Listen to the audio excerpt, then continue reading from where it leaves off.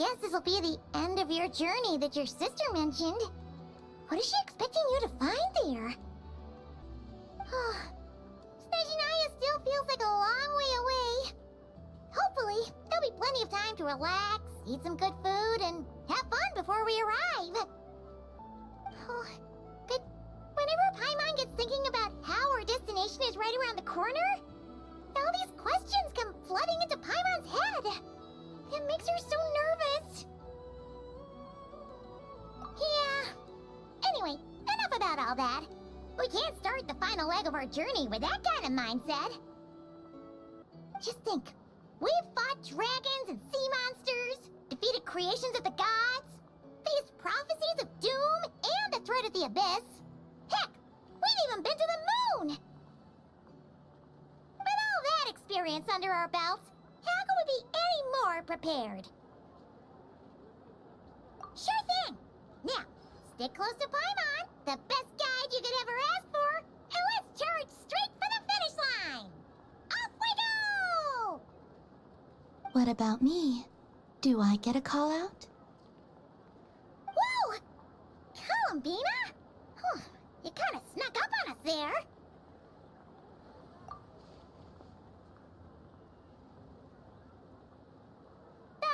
Don't look at Paimon! Paimon didn't sell you out this time.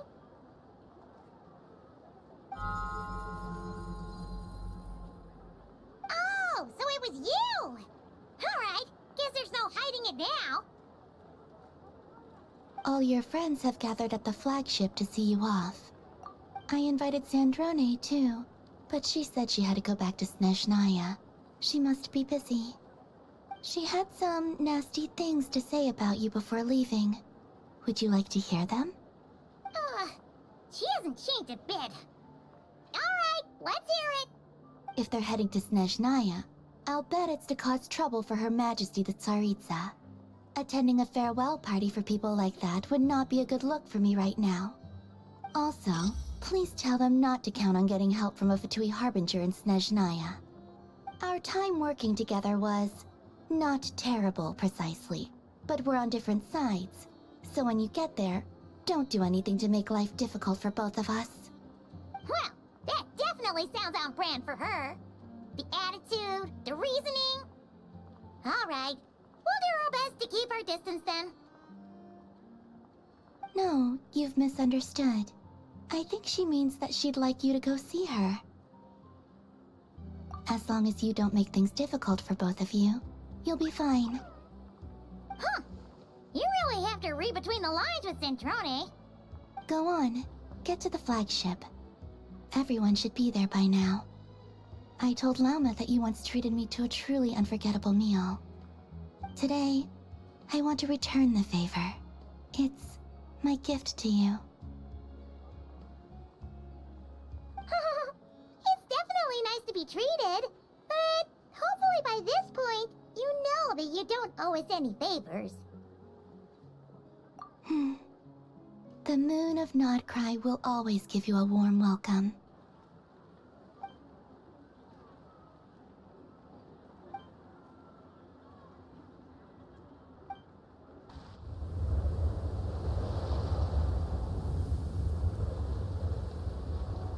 Wow!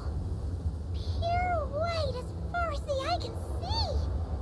It's so pretty! Come on, give up!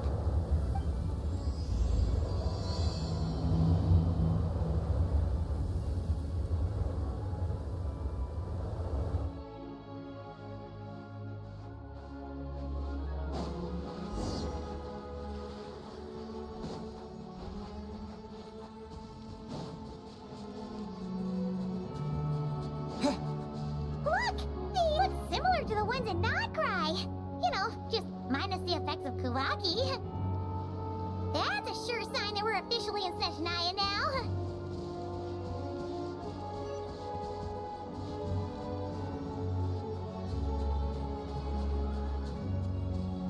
There's gotta be a treasure chest around here somewhere. No adventure is complete without a chest or two. Wah!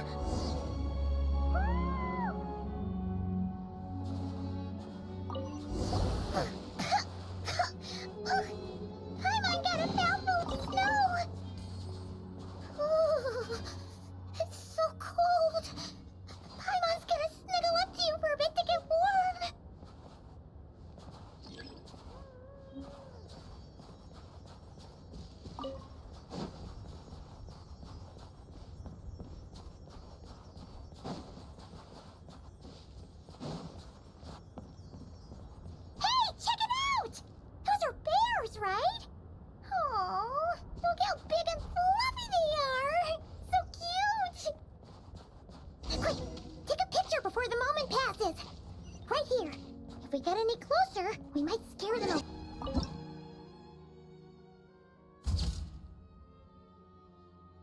Let's see how your camera skills are these days. Whoa, wait a sec. Paimon sees something! Come on, quick! It looks like a train carriage!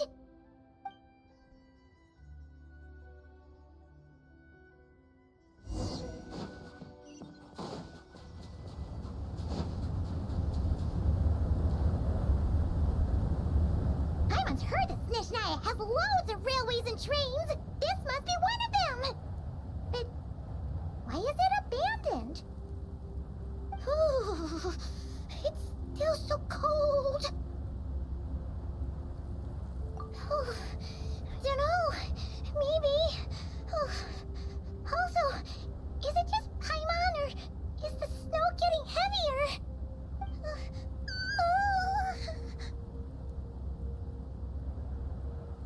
Oh, thanks for offering, but this isn't just the weather.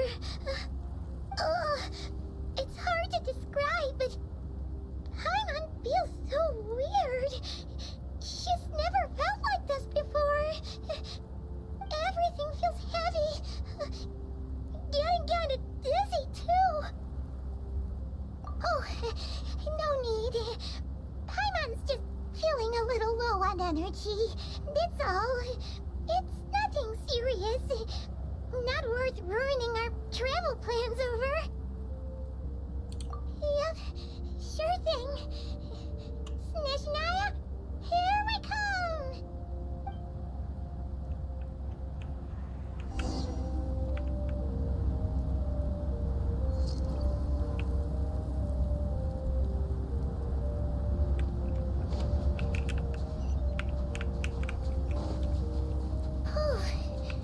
Seems like the snowstorm is getting worse by the minute.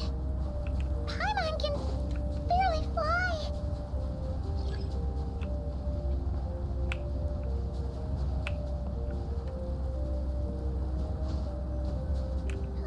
Oh, look! There's a cabin over there. Phew. Let's get out of this storm.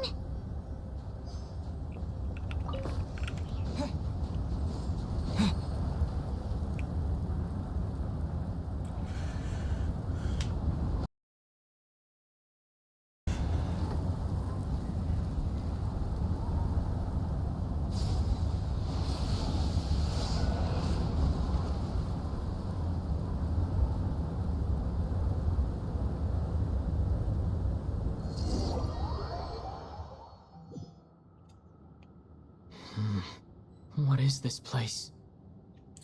Where's Paimon? I need to find her fast.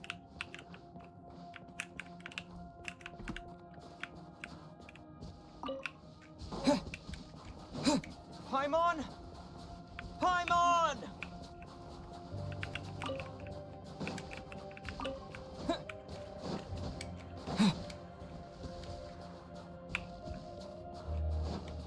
That's strange. Where could she be? I guess I'll try further ahead. Hang in there, Paimon.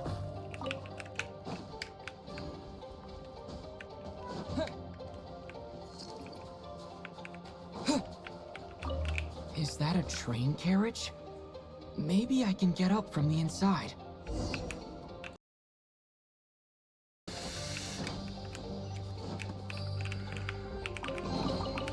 Is this an answer from this world?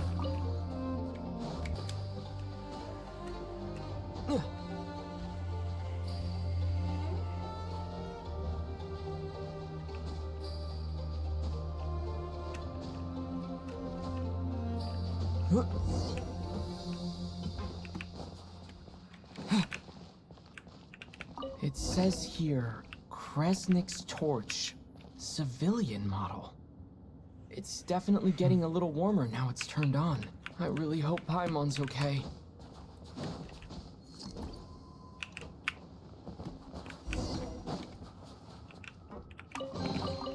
A reward on the road. What was that strange sound? I can't tell if... Paimon? Paimon, is that you?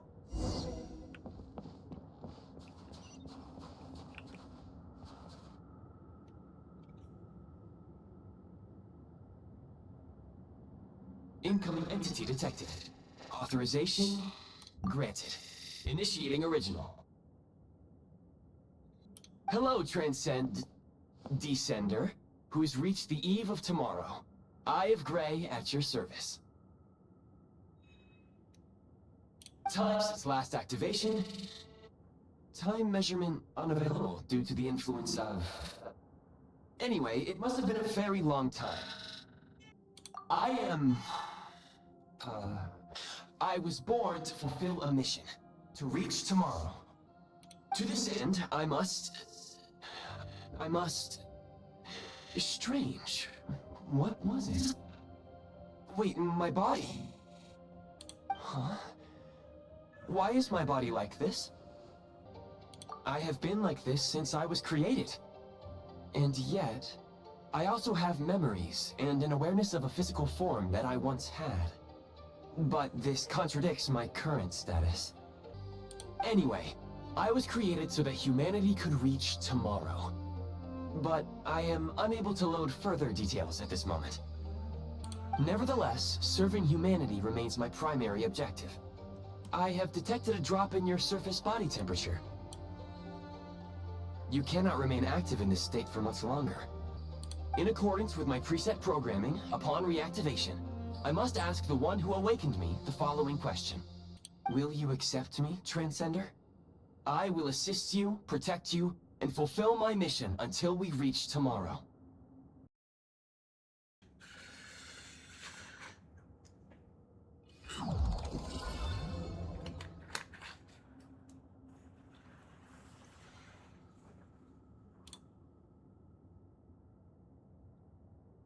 You have made a very wise decision.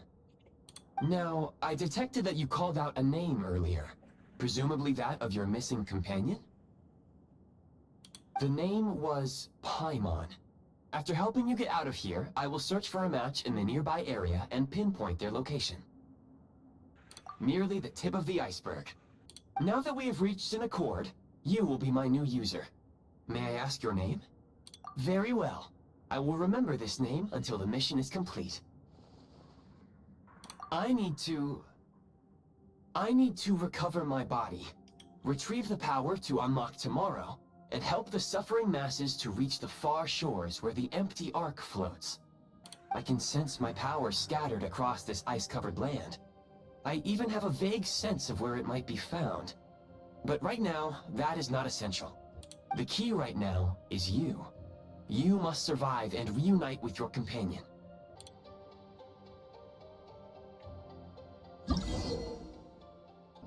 You may now execute the command, Demolish. Use it to remove the Prime Ice blocking the Prime Ice unit count has been updated.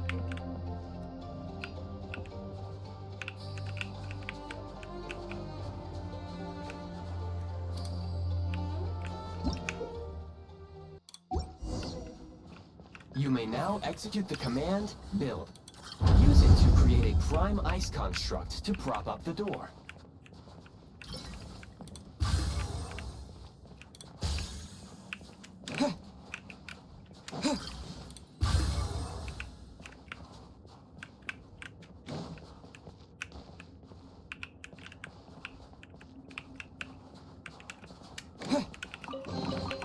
I'll keep this close.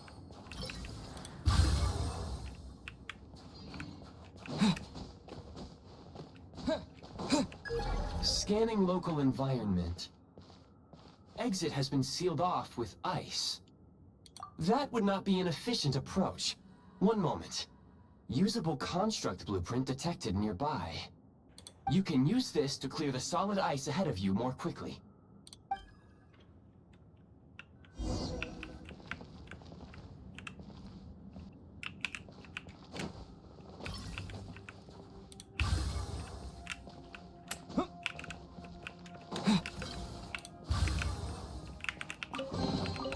A reward on the road.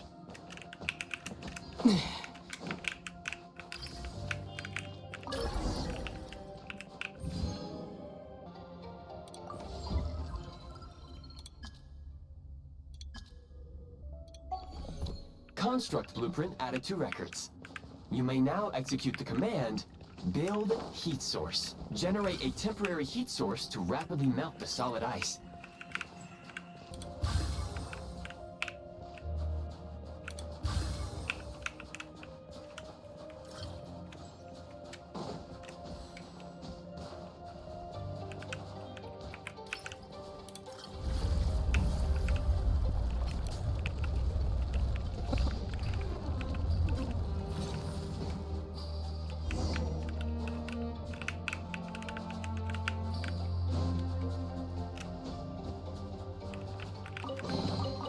I'll keep this close. My scan indicates the path is straight ahead. I recommend we proceed.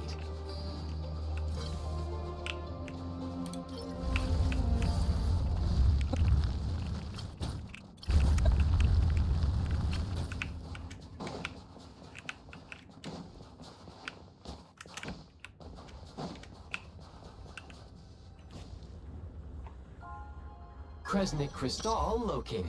Please collect at your earliest convenience. The recent construct you built provides highly efficient heating by utilizing the unique properties of Kresnik Crystal. Unfortunately, prime ice constructs have a very short lifespan and cannot be stabilized during the development period. Hence, the authorization to use Kresnik Crystal was granted. That said, I have already forgotten what warmth feels like. Yes. Perhaps then, we can warm ourselves by the fireside together. But for now, all you need to remember is this. If you collect Kresnik Crystal, I can extract the energy within and use it to maintain your body's surface temperature.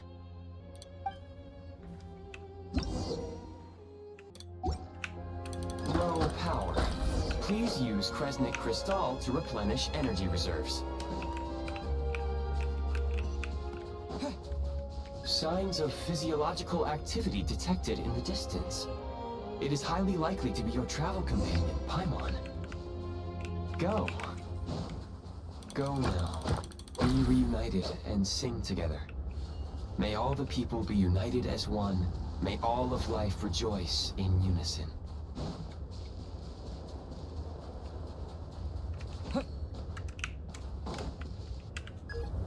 Approaching the target location. Scanning for signs of life. Life forms detected. 2. Affirmative. However, that is not the reason for my confusion. According to my database, this location is a train station, meaning the number of life forms is unusually low. Real-time environmental data suggests that the train station may no longer be in use. But whatever the situation, please, exercise caution.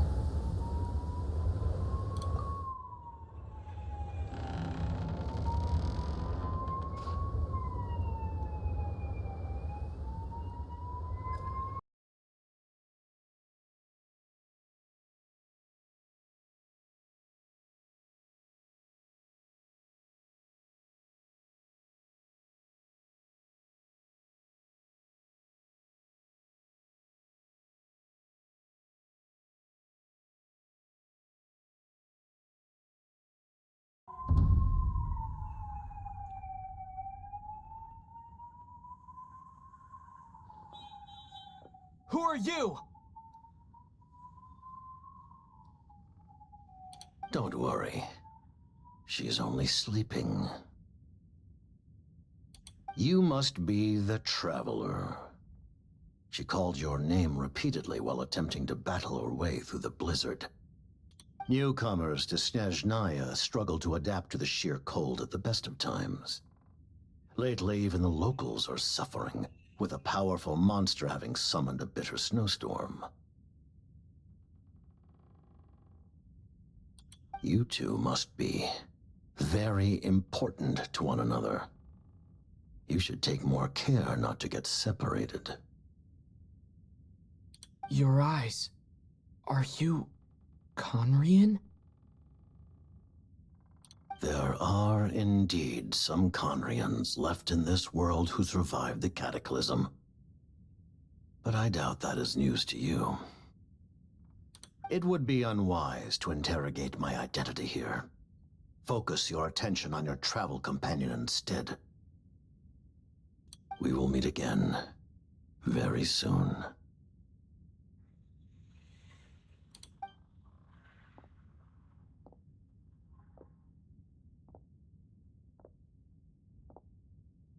The unidentified subject has now left the area.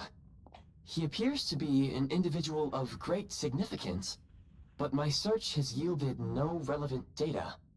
I will try searching the database again.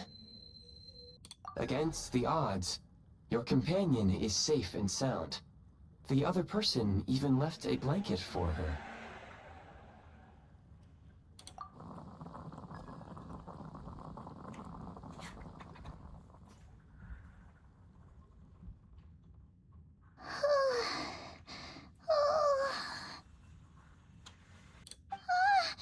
Traveler! Oh, thank goodness you're okay. Paimon was so worried. She looked everywhere for you.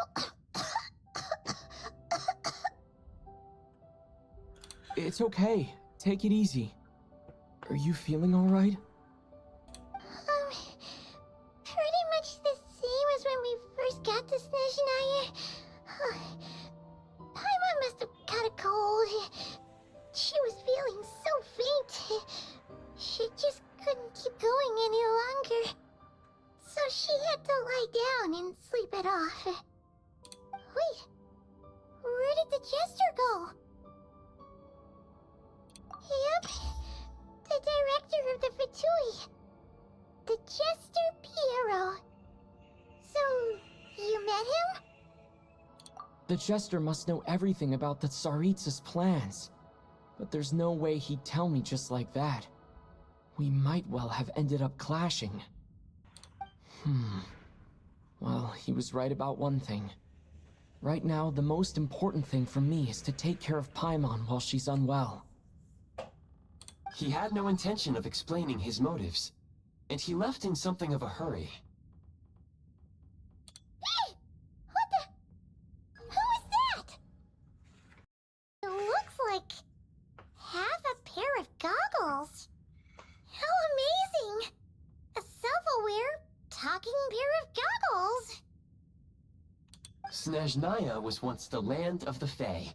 There are many ancient creations here that I'm sure would broaden your mind further still. Mind you, my database is also expanding as we speak. You must be a rare creature yourself. Oh, wow! Well, thank you so much. You've earned yourself some of Paimon's favorite candy. Oh, but by the looks of it, you probably can't eat that, can you? Goodwill detected. Instead of candy, perhaps I can suggest my preferred strategy. Please clean me regularly to keep me operating at peak efficiency. Oh, that makes sense. Every pair of goggles needs wiping clean once in a while. Sure thing, mister. Anyway, back to the Jester for a second. Paimon's still confused about something. When he first showed up, he already knew Paimon's name. And he acted like he expected Paimon to know who he was, too. Paimon could tell that he was Conrian from his eyes. And he definitely seemed like someone pretty important. But beyond that, Paimon didn't know anything about him. It was only later, after he rescued Paimon from the snow, that he properly introduced himself. That's the only reason Paimon knows he was the Jester. Oh, seems unlikely. He ran into the snow following the sound of Paimon's voice, with a really anxious expression on his face. He didn't act like someone who knew she would be here in advance. And after bringing Paimon here, he just stared out at the snow. He didn't do anything to Paimon at all. In fact, he barely said anything. wouldn't even answer any of Paimon's questions either. Paimon didn't feel unsafe around him, and he didn't seem to have any ulterior motives. For all we know, he might have just ignored Paimon's questions so she'd give up and go to sleep. Please allow me to interrupt. Fatui and director are unfamiliar terms. May I ask for clarification? Wait, you've seriously never heard of the Fatui? Oh, they're like the Tsaritsa's inner circle. Really powerful people. And the director is their boss. Understood. Since they hold elite positions and serve their god directly, it stands to reason that they would conduct themselves with due decorum. I am inclined to agree with your assessment, Miss Paimon. I did not detect any ill will from the gentleman in question.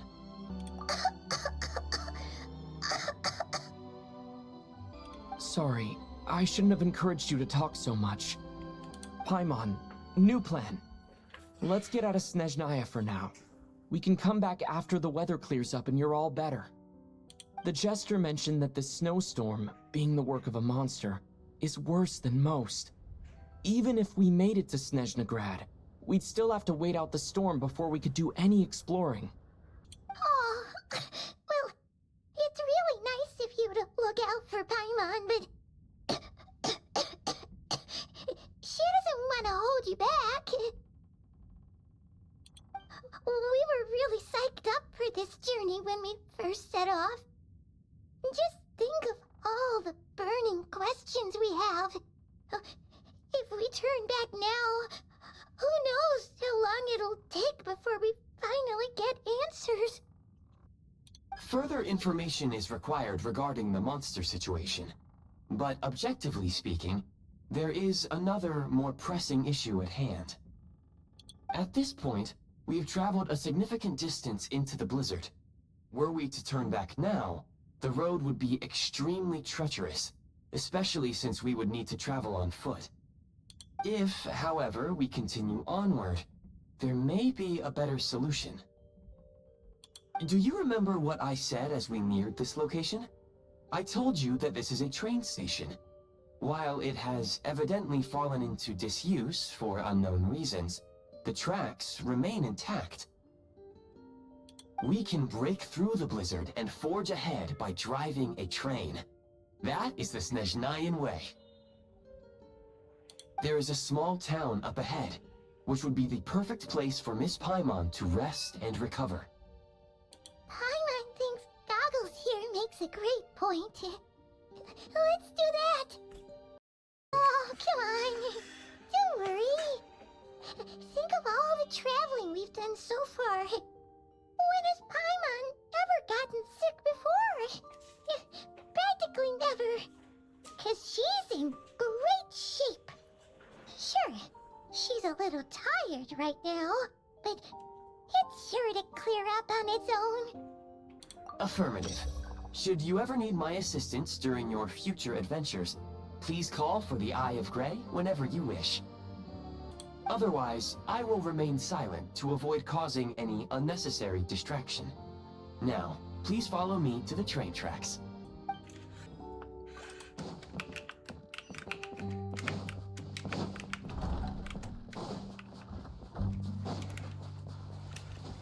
Please confirm when you are ready to depart.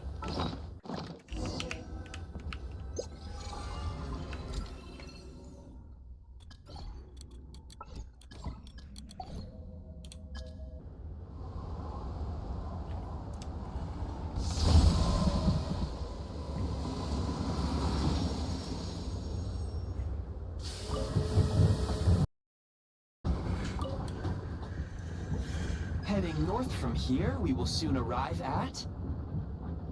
Wait, there's an error message. Could not detect clear tracks. What exactly does clear mean? Brace for impact, friends! Preparing to enter impromptu flight mode.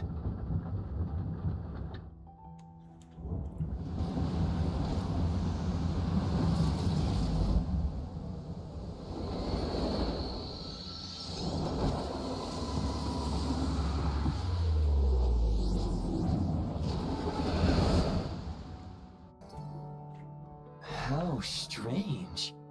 Not only was the station's status different from my records, but even the railroads and the terrain itself have changed substantially. Yeah. Thanks to your quick reflexes. Apologies for putting you in danger. I'm afraid I'm as confused by all this as you are.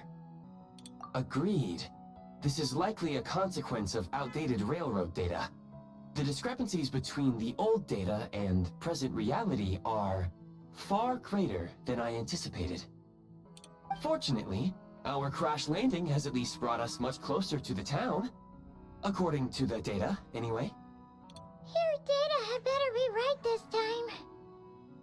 I can assure you, it certainly is. Please look this way, and you will see a Kresnik's torch. It seems our ill-fated train ride was a blessing in disguise. We have taken the shortest possible route. Rest assured that I will take user preferences into account next time I plan a route. Next time, I will get it right.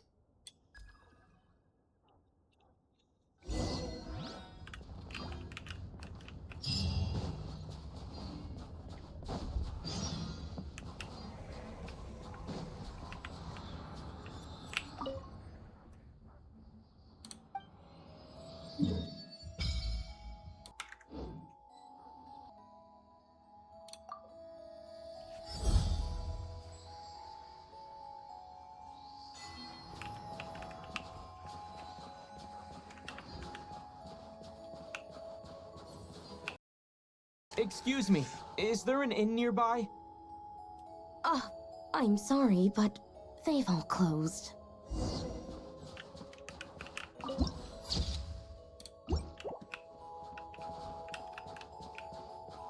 Sorry to interrupt. We're looking for a place to stay. I can't even afford to warm my own house, let alone run a business.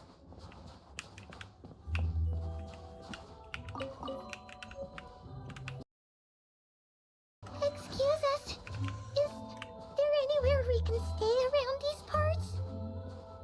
I'm afraid not. You'll have to try your luck somewhere else. All we can do is wait for the next shipment of Kresnik Crystal to get here.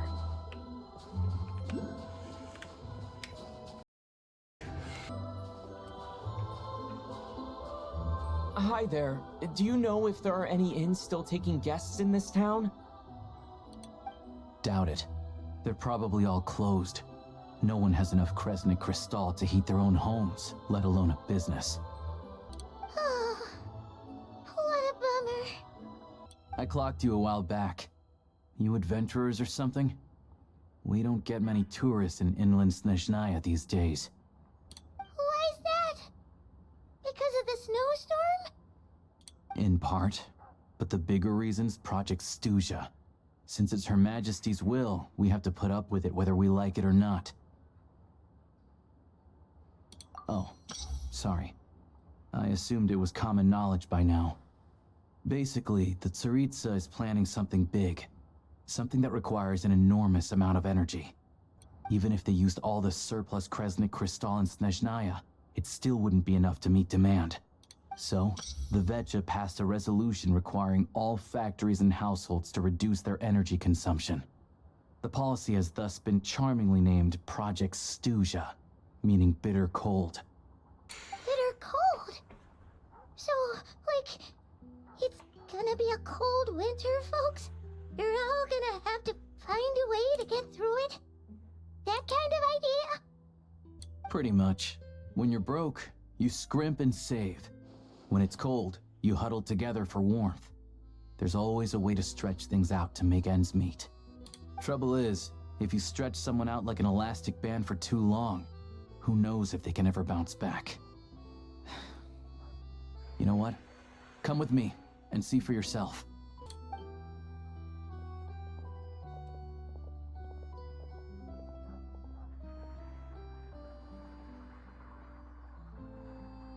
Can you please explain to me why the price of Kresnik Crystal has gone up by 1/3 again? Even as our purchase quota has gone down. You only come here twice a month. This won't even last us a week. The supply and pricing of Kresnik Crystal are based on current production volumes and price data. We Fatui are only responsible for delivery and security. I'm not in a position to explain to you how the figures are calculated, but I assure you, they are as fair and reasonable as possible. Oh, so our lives mean nothing to you? How can you expect anyone to survive a single night in this weather without heating? Since you insist on making me repeat myself every single visit, I will remind you again. There is no monopoly on the trade of Kresnik Crystal. You are free to purchase the shortfall from elsewhere on the market. What market? Nobody else is selling! And when they do, they charge 8 times the normal rate! It's robbery is what it is! Which is why the Snezhnaya Act passed a resolution to support border communities, without which you wouldn't even be able to buy crystal from us to begin with. So if you're here just to argue, move aside and let the next person in line come forward. Everyone's feeling the cold here. You... All right, everyone, let's calm down for a second. A few words, if I may. We're all subjects of Her Majesty the Tsaritsa, and I'm sure every one of us is dedicated to her great cause. We all know how cold it is, and the more it snows, the harder life gets. Everyone's struggling already. Let's not make things even more difficult for each other. But Liaison Shishkin, there's clearly something wrong with this quota. I have a family in Marepasak who tell me they can buy at least double our crystal allotment. Oh, believe you me, I had the same reaction when I first saw the numbers. Couldn't believe what I was reading. I even wrote a letter to confirm the true figures, but I'm afraid the quota really is as low as you've been advised. Still, you must understand that calculating these energy quotas is a complicated balancing act. They have to factor in population, town size, industrial application. Our top priority must be to keep the largest Kresnik's torch burning continuously. Only then can we sell the remaining crystal for household use, and in doing so, we must make sure that everyone is treated fairly. As our Fatui comrades said, they are only responsible for delivering the goods. They need to keep accurate records, and they do not have any authority to modify the rates or quotas. That's right. Our duty is to do things by the book. Tell you what, listen. I know how anxious and upset everyone is. As a matter of fact, I was just discussing it with the mayor. What we can do is open the lower combustion chamber of the Kresnik's torch to the public. You can come to me directly to register, and I will allocate time slots accordingly. I can't guarantee there'll be ample energy for household use. But we can at least make sure you'll be able to boil water and cook food each day. Let's hang in there and make this work together, all right? Fine. I don't see any alternative. So, this is Project Stuja in action, huh? Oh, no wonder nothing's open for business. People are barely getting by. You were looking for an inn, right? For your, Fae friend? Oh, Paimon's not a fae. Just Paimon. She must have caught a cold or something. We only just got to Snezhnaya, and we're still getting used to the climate. I have a small place in Stratomoros. I don't stay there very often, though, so it's pretty basic. But if you're not picky, you're welcome to rest there for now. It's not much, but I've got blankets and a warm fire. Are you sure? Oh, that's really kind of you. All right, then. This way. Hello, I'm Alosha. I'm a hunter. Though, if you've talked to any highwaymen, you might have heard a different side to my story. But anyway, let's keep that between us for now.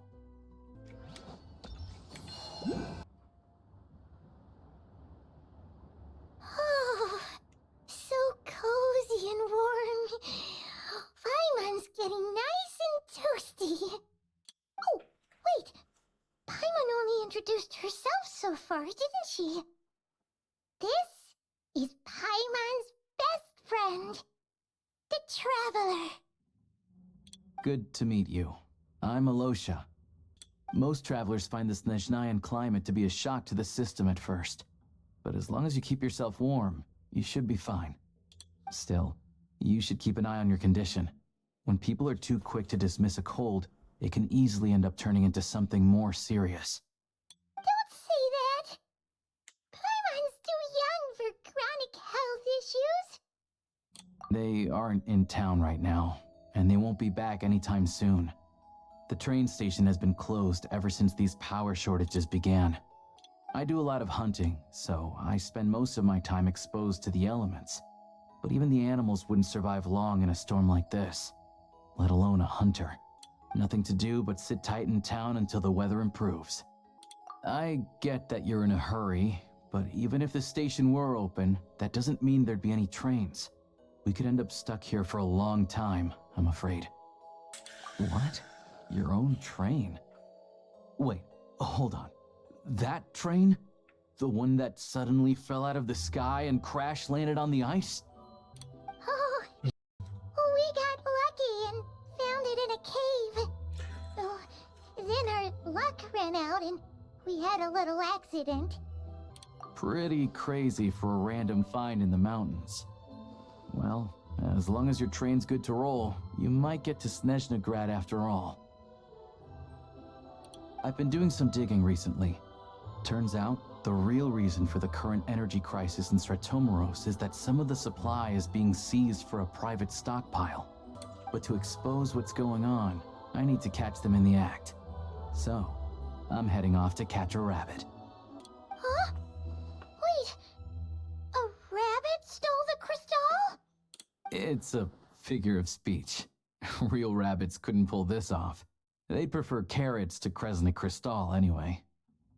Shishkin, Mr. Positive Attitude, let's all get along now, shall we? Him? Really? Paimon never would have guessed. Huh? You're coming with? Oh, okay then. Just give Paimon a second to get ready. Alright. Guess there's no point pushing myself. Paimon will stay here and hold the fort then. Be careful, you two. Oh yeah, there's one more introduction to do. Tagarin, get in here. Oh, a doggy. Oh, angry doggy. Oh, Tagarin doesn't like being petted then. He likes to think he's above that kind of thing. He's my hunting partner, so he'll be joining us when we head out. Carrots aside, we'll need to stay completely undetected. We can't risk spooking our rabbit, but there's no telling which burrow he'll scurry back into. First, we need to find a way into the train station and see if we can find any real freight data. Shishkin's figures can't be trusted. Then, we get to Garin to catch a scent and find out which way the crystal went. What are you eating? Oh, check it out. When you're all out of carrots, try jerky. Good doggy. Good doggy. A fellow dog lover, huh? Yep. And rabbit lover. Carrots are great too, you know. Good to know. Eat up, Tagarin. We got a lot of work to do.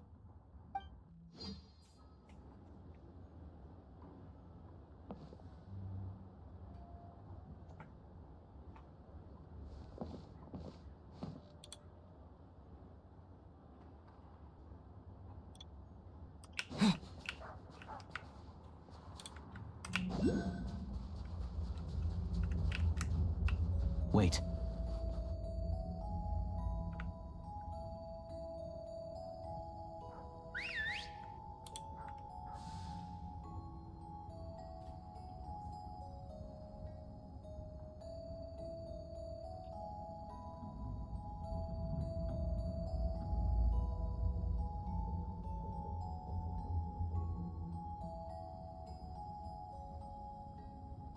Nice work, Tagarin. Come on, we'll go around.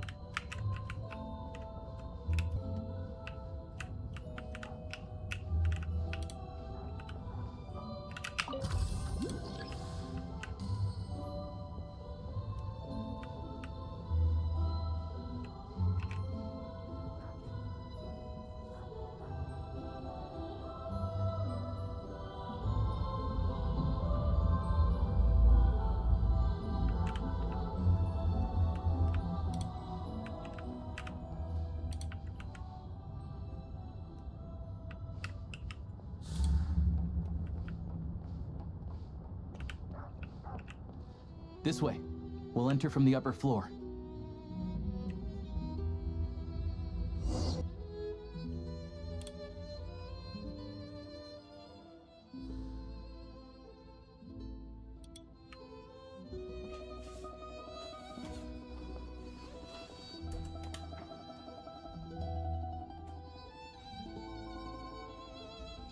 There we go. A freight list. Straight from the Fatui. So Shishkin won't have had the chance to doctor the figures. Looks as new as the day it was printed. I guess no one bothers reading these unless they have ulterior motives. Yeah, this is all we need. Come on, let's get out of here. Then go track down the crystal. Tugarin's a keen hunter, and catching rabbits is his specialty. No.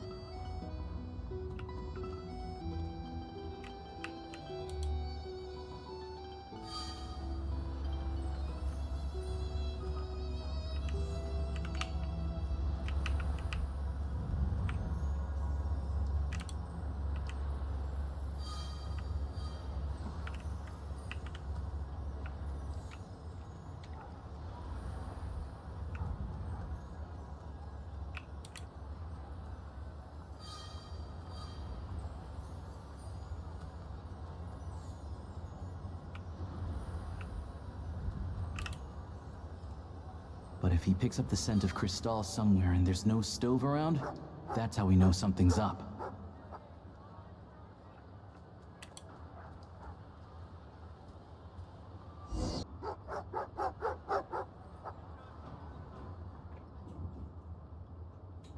This must be the rabbit's warren. Good job, boy. Sure enough, there's a tunnel. You stay here and keep watch. I'm gonna take a look inside.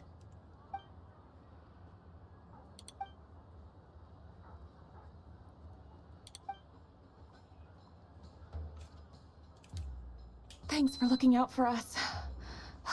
Things are getting tougher by the day. No need to thank me. It's my pleasure. Sure as Her Majesty the Tsaritsa watching over us, every sacrifice will be worthwhile.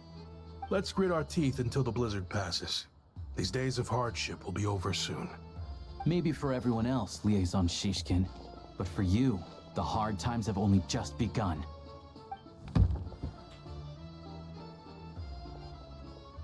Huh? Who are you? What's the matter?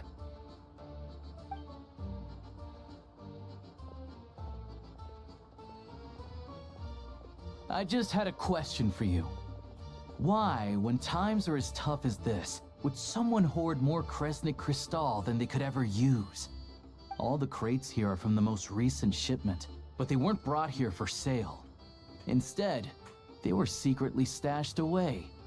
Would you be able to shed any light on the situation, Mr. Shishkin? Me? Why, I have no idea. But look at how much there is. It's quite a godsend. Now there will be plenty to go around. This godsend was found in a cellar adjacent to your residence following a tip from Mr. Alosha. And this is only a fraction of what we found down there. We're still taking a full inventory. The official figures will be finalized shortly. I've always been grateful for your efforts to mediate between us and the townspeople of Sretomaros. But now, Mr. Shishkin, it appears you were the source of the conflict all along. How could you do this to us? We trusted you to have our backs. You've been lying to us this whole time? Hey, I owe you all an apology. I'm sorry. I'm so very sorry. This isn't who I am. Please believe me, this was a one-time mistake that I will never repeat. We all know how difficult life has been since Project Stuja came into force. Energy is an increasingly scarce resource. People everywhere are getting desperate. But some places have been hit harder than others. I grew up in Alatir, a small village with no train station. deliveries of Kresnik Crystal have ceased there entirely. If nothing is done, they're all going to freeze to death. You know as well as I do how downright impossible it is to buy Crystal these days. The thought of my poor mother and father, with no one to help them. Oh, I felt so afraid. I watched as energy grew scarcer by the week, all the while knowing that their lives were at risk. Then one day, I looked at the Crystal shipment in front of me, and a terrible, selfish thought entered my mind. Looks like I'm just not cut out to be a criminal. I'm so sorry. Once the Fatui have finished their count, you'll see that the numbers match their waybill.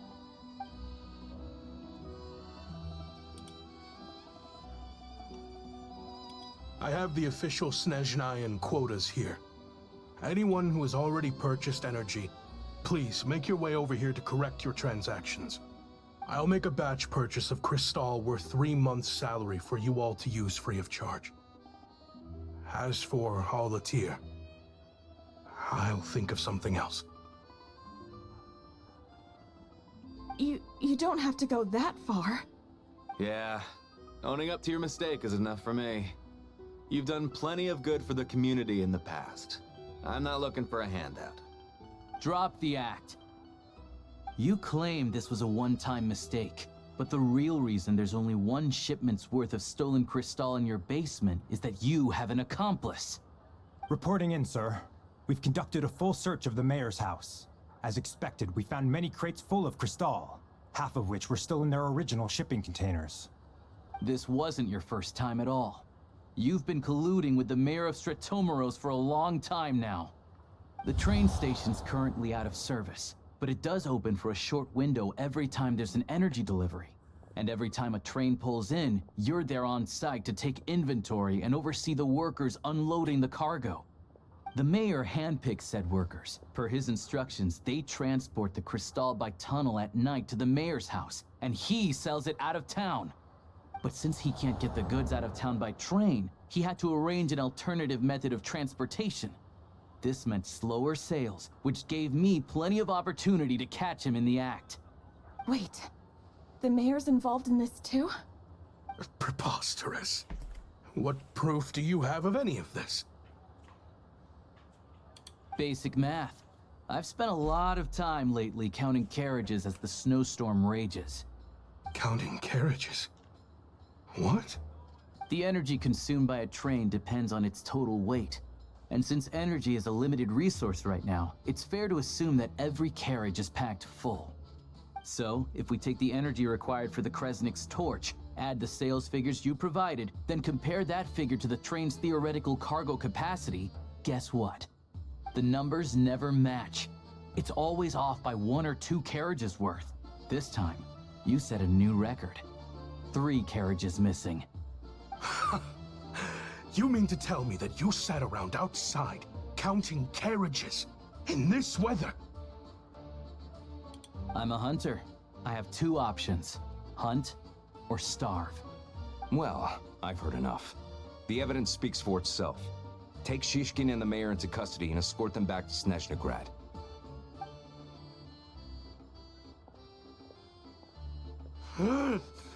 You cocky little brat, ruining my business.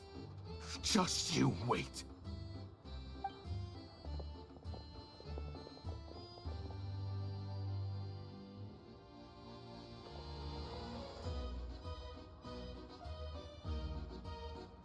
Yeah, something felt off, so I just followed my gut.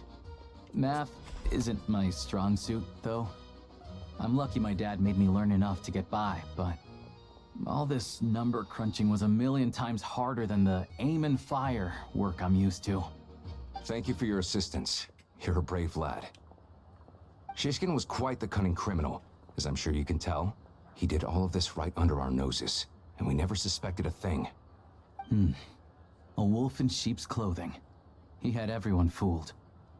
Even with that sob story he fed us. He was probably trying to keep the mayor out of it, not just mask his own motives. Without the compelling case you put together, even I might have fallen for it. Alosha, was it? Tell me, are you really a hunter? We can go find some wild animals if you want. I'll fire off a couple of shots, and you'll see whether I'm the real deal. I didn't mean to cast suspicion on your identity. It's just... well, I'm sure you've heard of the Rokot. Recently, they've been recruiting people with your kind of talent. They hide in plain sight under false identities, working against Project Stusha, sometimes directly opposing the Tsaritsa herself. They aren't a violent organization, and their goal is to improve the lives of the common folk. But still, as a member of the Fatui, I wouldn't be doing my job if I didn't keep tabs on them. First I've heard of this. I don't really keep up with what goes on in the city. All I know is, people who don't mind their own business in the city end up paranoid about everything. As for me, I just couldn't stand Shishkin. I'm from Alatir myself, and I can tell you, nobody's lived there in years. Why would an abandoned village need Crystal? Of course, no one really cares about the fate of that place. I'm guessing today is the first you've heard of it. I see. It does sound quite tragic. Really.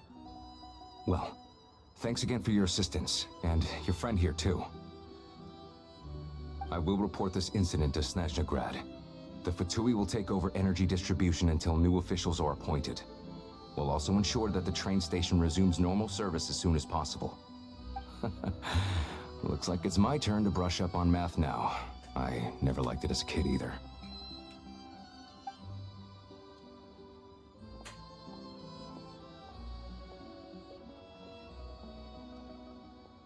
Don't mention it. Isn't the soldier overseeing the delivery supposed to verify the quantity of the goods? Was he just careless? Or was he being paid off too? Who knows? Excuse me. I'll take a share of Kresnik Crystal too. Thanks. To take a detour before we head back. There's someone I have to deliver this crystal to.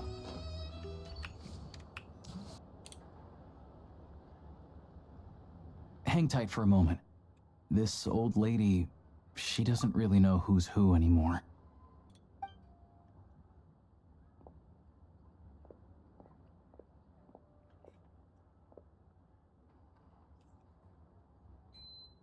Oh, grandson. It's so cold today. You must be freezing. Ma'am, it's me, Alosha. Alosha? Alosha who? You know me. I came by earlier today. Cleaned the ashes out of your stove, gave you some warmer bedding, and washed your back. I'm sorry, I don't remember. Now, how often do I get to see my grandson, hmm? Come on, take a seat and relax while I fix you something to eat. It's okay. You just rest. I'm fine. Oh, you. It's nice to come and visit your old granny once in a while, isn't it? Sretomaros's a good town. All sorts of things to do and people to meet. And the local officials are good to us. Sit down, come on, take a seat. I still have some fruit left. Let me get it for you. Please, don't get up on my account. You need to rest. Where's the fruit? Right under the basket by the door. Or maybe it was on the bedside cabinet.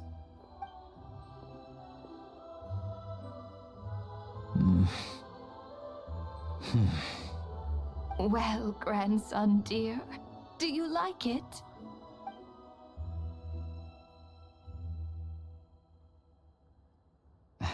Very much, ma'am. It's delicious. Good, good. Wonderful. You don't need to save any more for me next time, all right? Fresh fruit is hard to come by at the moment. You should eat it as soon as you get it. Oh, I don't need it. I'm fine. But if you like it, come back for some more soon.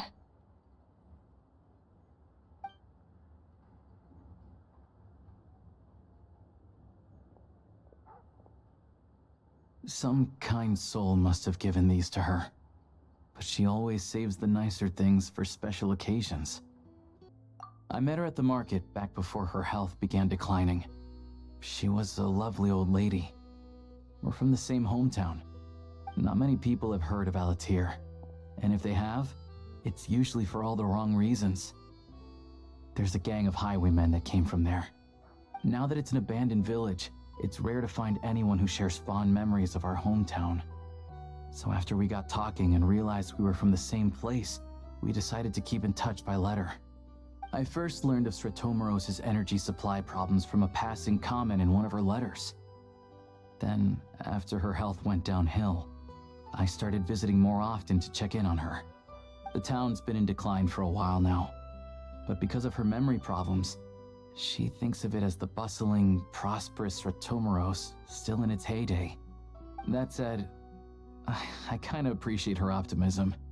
There's not much of it going around in this world of ice and snow. It's fine. Everyone grows old. In Snezhnaya, some people believe that in your final moments, you'll sense a familiar presence by your side. You turn to look at them, but their face is blurry. So you focus hard, trying to make out who it is. And when you finally see their face, the Grim Reaper reaches out and takes your life. She still calls me grandson, though. So at least I'm not a blurry face in her world just yet. Come on, let's get back and see how Paimon's doing. Paimon, we're back. Are you feeling any better? Yep. Paimon's not cold anymore. But she's still a little dizzy. Flying probably isn't a good idea right now. Paimon might lose her balance. But Paimon's sure she'll be fine. It's probably just from getting hit on the head by that pile of snow when we first arrived in Snezhnaya. Her complexion's looking much better. Let's keep an eye on her. Sure. But enough about that. How did everything go on your end? Are you all set? Did you have any trouble? I'll explain. It's a bit of a long story.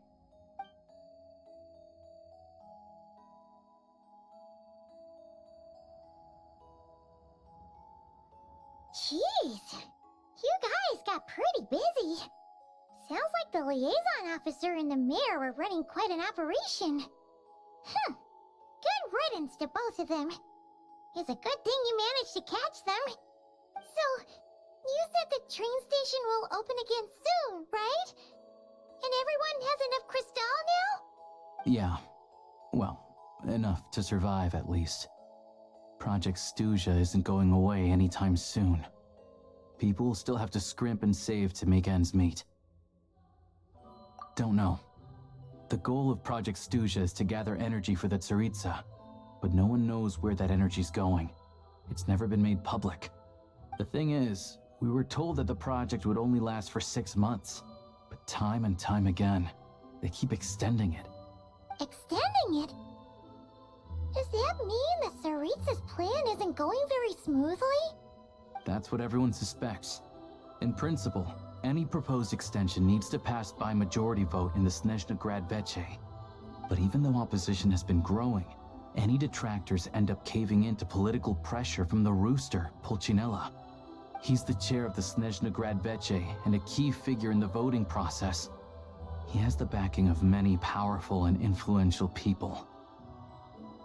How come the Fatui are picking on ordinary people even here in Snezhnaya? I don't see it like that. Fundamentally, the Fatui will always think and act in the Tsaritsa's interests. But that doesn't mean they don't care about the plight of the common folk. The only reason Stratomoros still receives crystal shipments is because of a relief proposal put forward by the rooster himself. Then there's the Fatui soldiers providing support in every corner of the nation. Even the Northland Bank provided some mora for disaster relief, and they're as conservative and indifferent as they come. It's just that the rich and powerful in their fancy palaces live in a completely different world from us. There's always going to be some conflict when those worlds collide. Yeah, well, even though we all believe in Her Majesty the Tsaritsa, there are still many differences of opinion on how best to tackle the big issues of the day. Regular folk don't have an easy way of getting their voices heard in Snezhnagrad, while the rich and powerful are either unwilling or afraid to speak out for all sorts of complicated reasons. The Rokad provides the disaffected with false identities and an outlet to vent their frustrations. Of course, an organization like that exists in a gray area. The moment the Veche think they've crossed a line, there's sure to be a crackdown. But so far, they've been doing their best to help the common folk. Like us, don't you mean? You didn't hesitate to join in. You're not new to this, I can tell. That's because we're adventurers. It's our job to help people out with commissions and get to the bottom of things. Sounds like we're going to get along. So, what's your business in Snezhnagrad? Aside from taking your friend to see a doctor, of course. I want to meet the Tsaritsa. It's complicated. I've had run-ins with many of the Harbingers along the way, and I really need to know what the Tsaritsa is up to. Her ultimate goal, what the Gnosis mean in all of this. Since I've made it this far in my journey, I have to find the truth, whatever it takes. Wait, so... no way. Are you who I think you are?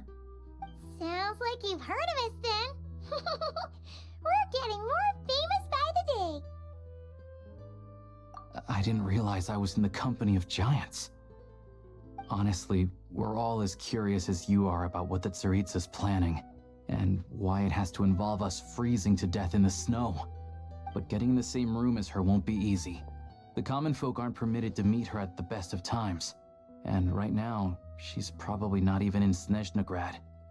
Word is, she's heading east on a campaign to slay a monster. Yeah, so you've heard of it. A wild, unpredictable monster with the power to summon snowstorms. It also absorbs everything around it into its body, so it's growing constantly. Now, it's so big that the Tsaritsa has deemed it the #1 threat. Luckily, as it grew, it became increasingly less mobile, so it doesn't pose an immediate threat to this town or to Snezhnagrad. I'm sure that Tsaritsa and her personal guard, the Druzhna, won't have any trouble defeating the creature between them. It's just a question of how long it'll take. Suffice to say, you won't be seeing her anytime soon. You'll have to wait until she gets back. Fair. Well, the Fatui will be taking over management of the train station for the time being. Things should be up and running by tomorrow. Once it's open, we can see about getting your train towed to the station. Whoa! That's gotta take a lot of manpower. Are you sure we can talk them into it? The Fatui aren't exactly spotless in this whole mess. Plus, we help them out. Should be easy enough to negotiate. As far as I know, all the paperwork is dealt with upon manufacture. I've never seen anyone check it, so I wouldn't worry. Having a train makes everything much easier. We'll reach Snezhnagrad in no time. I need to head there myself anyway. Got some game to trade for Mora.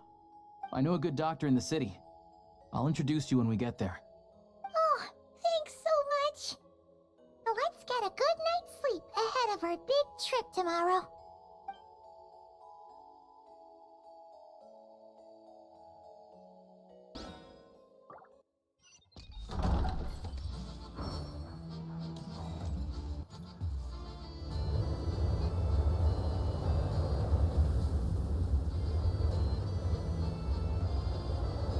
Drive carefully, all right? You don't want to end up in this situation again. Also, I don't think I've seen a train like this before. Is it a new model or something? Not a fan of small talk, are you? Anyway, take this. It's an up-to-date map of the Snezhnaya rail network. All the track switching is automated, so as long as the train's moving, you don't need to worry about collisions or anything. We'll leave you to examine the train's conditions yourselves. Fingers crossed nothing's broken. I doubt Sratomaros has any engineers with experience working on this model. Shouldn't be a problem. Thanks for everything. All right then. Have a safe journey. And make sure to check everything's working before you set off.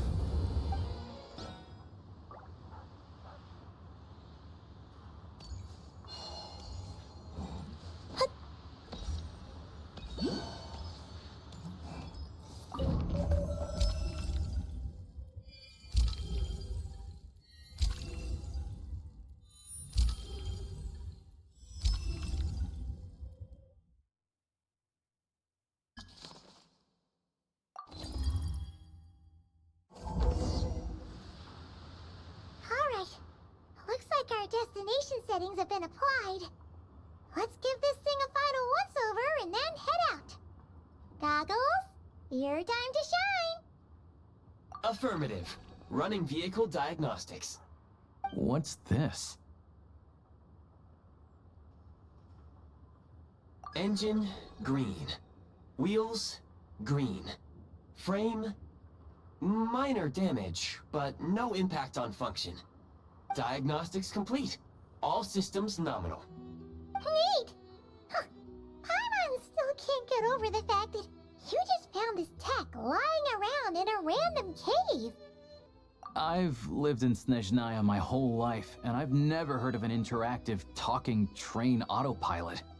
Strictly speaking, I wasn't designed purely to drive trains, though I doubt you have any interest in navigating the practically unreadable operator's manual yourself. All configurations are complete. Should you require any further assistance, please call for the Eye of Grey. Away we go! Oh, nope. Paimon's gonna find a warmer seat.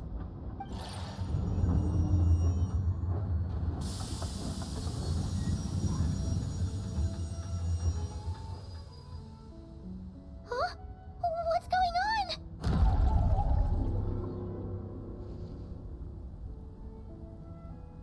Oh no.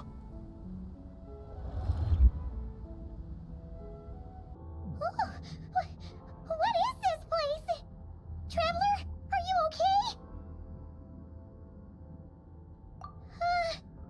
Paimon's still airborne, but it feels like swimming through thick, gloopy water.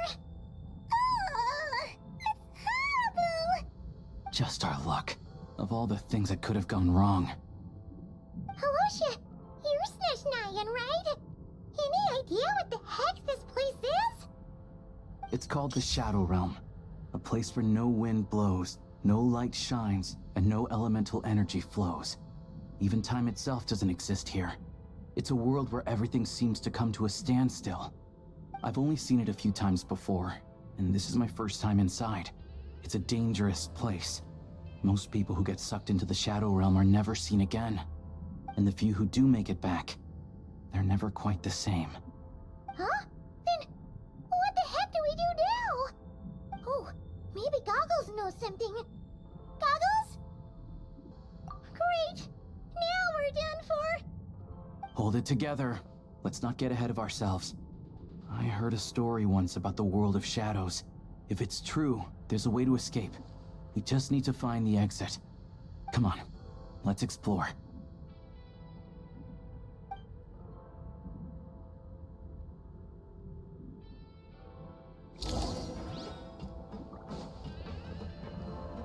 Look at these Fatui! It's like they've lost their minds! Their shadows have been devoured. They're no longer amongst the living.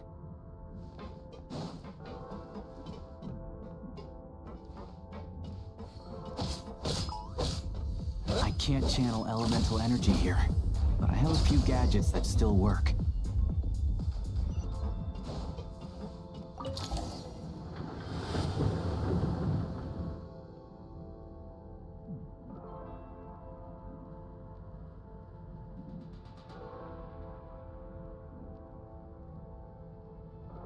Wait! What's that blue thing? Is that... Goggles? Guess we'd better find a way over.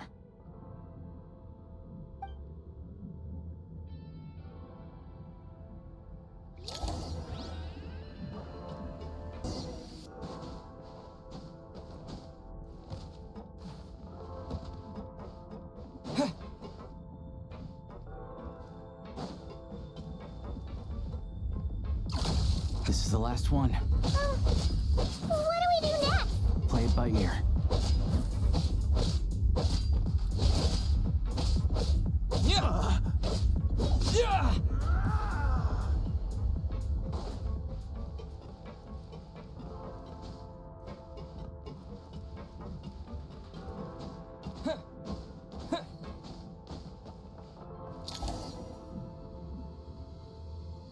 Goggles! Hello. I am glad to see the three of you safe and sound. For now, at least. things aren't looking too good. Correct. We are now inside what is known as the Shadow Realm, the darkest space in the shell, where even the Most High is loath to cast its gaze. Time and space hold no meaning here. It intersects with the world of the Light Realm only rarely, like an air bubble that rises to the water's surface. We must leave this place before it sinks back down into the depths once more. Sounds like you have a plan. Yes. In fact, the very purpose of my creation was likely to... from the Shadow Realm. It appears that key data is currently inaccessible, but now is not the time to resolve that problem. I have marked the exit to the Shadow Realm for your convenience. In addition, I have prepared some equipment to aid you as you traverse the Shadow Realm, Traveler. It may well be one of my core functions. Scan complete. Construction in progress. Activation code? We once peered into the past from the ruins of the Shadows. This is what remains of the Golden City, Hyperborea.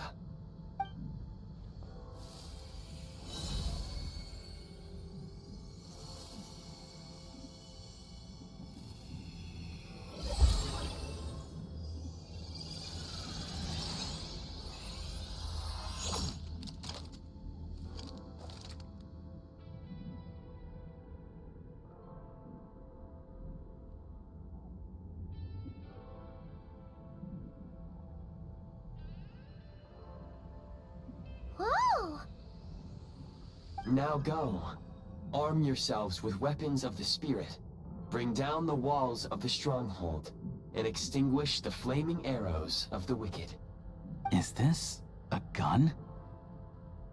In the Shadow Realm, where humans cannot channel the elements, there once was one who, after much research and many attempts, found this to be the most effective means of attack. Let's go. We don't have much time.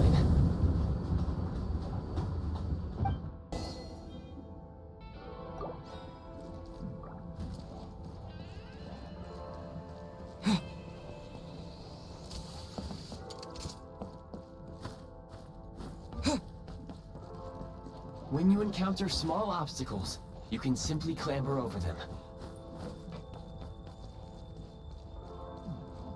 You can slide to navigate through low, narrow tunnels. Obstruction ahead.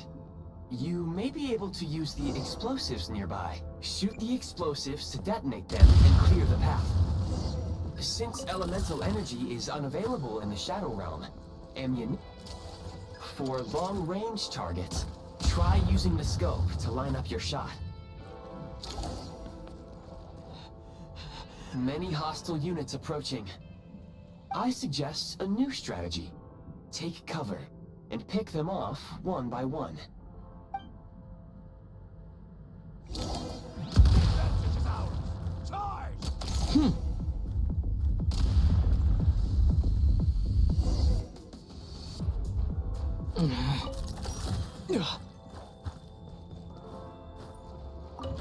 More enemies detected. Try attacking with the newly unlocked Assault function. Light them up!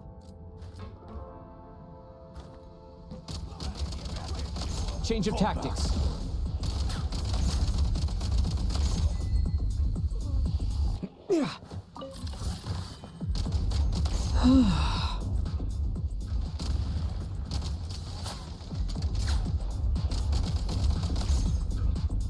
Charge!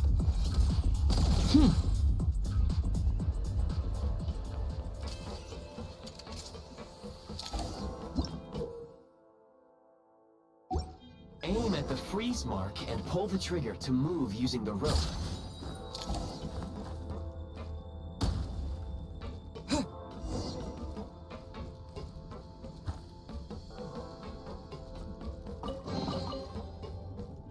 Nice.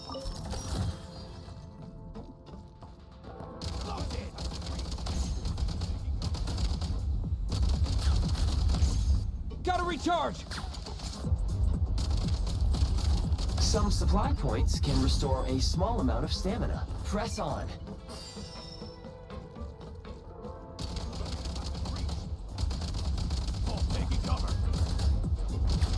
Need a refill.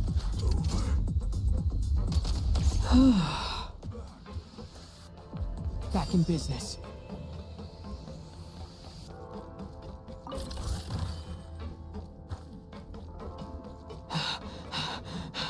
You should be able to use the prime ice construct left here to cover long distances.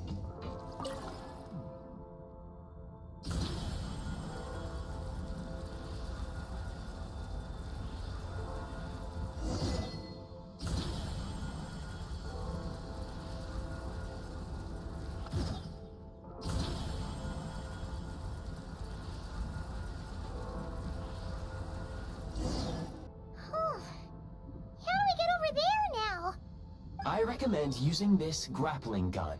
Such devices were originally used to secure structures in the Shadow Realm. If you detach the connected hook, the grappling gun will automatically fire a rope to another nearby hook. Okay. So, we just removed this hook, right?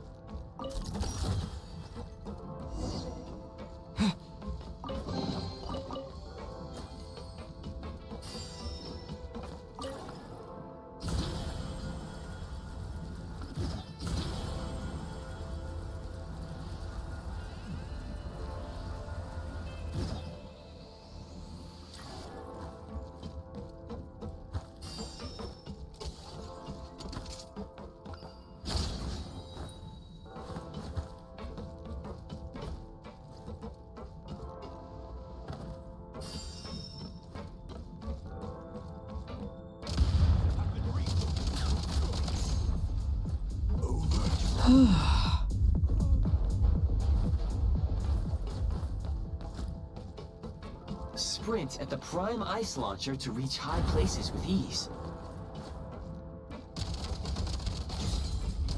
Time to catch my breath.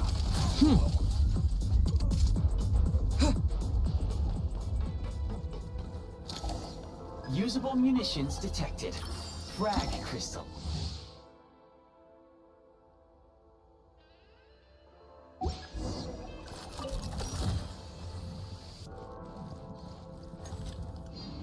Try this! Back in business. Try this!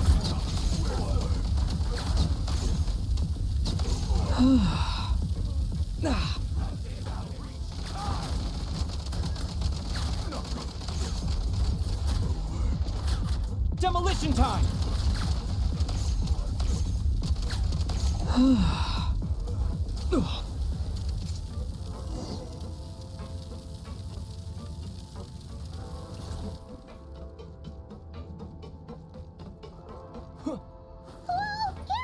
Shift your center of gravity and slide down.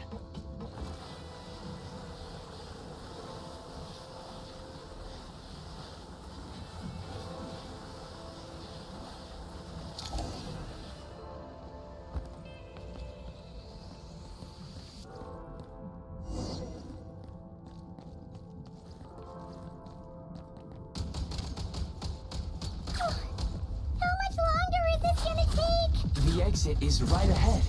We are very close now. However... It's like they're trying to keep us trapped here. That platform and the carriages are swarming with undead Fatui. Guess we gotta storm through.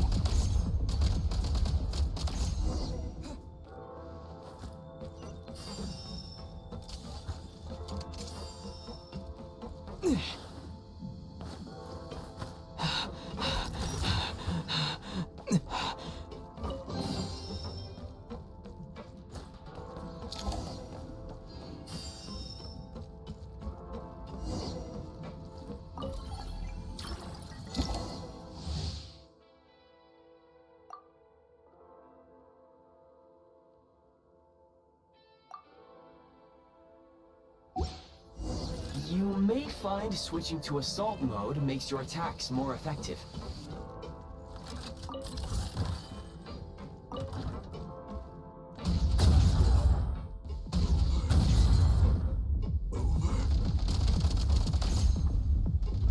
Nice.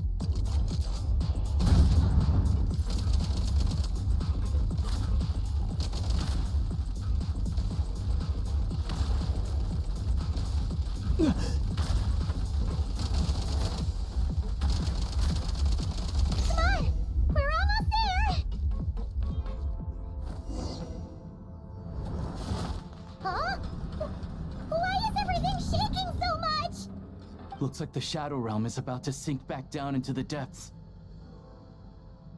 The exit is right here. You mean this weird bubble thing? Wait, how exactly do we... No time to think. We just gotta go for it.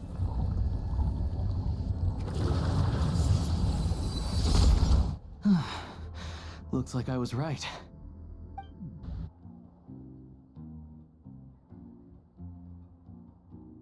I can't believe the Shadow Realm manifested right on the railroad tracks. It's almost unheard of. Lucky we made it out. All thanks to you and that awesome gun.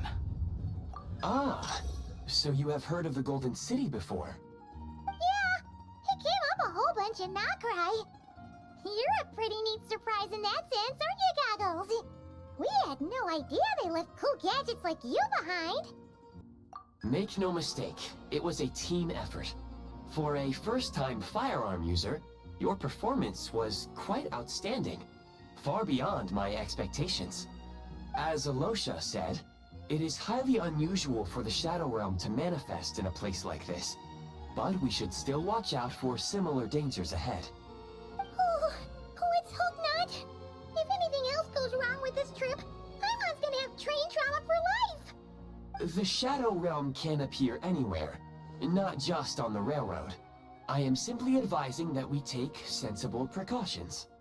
Now, if you wish to further calibrate and upgrade your firearm, you may do so over there, provided you have the necessary components. Please take a moment to catch your breath while I repair the body of the train. Amongst other things, this will ensure Paimon is a little warmer while on board. Oh, thanks, Goggles.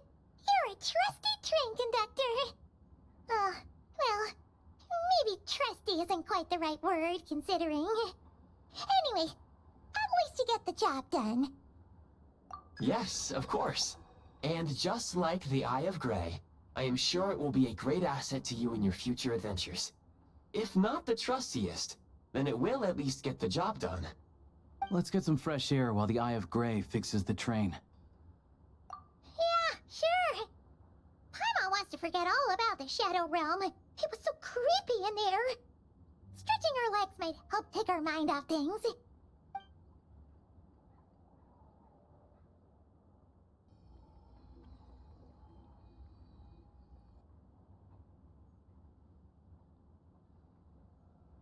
It's so quiet here for a train station. Not a person in sight. Just abandoned houses.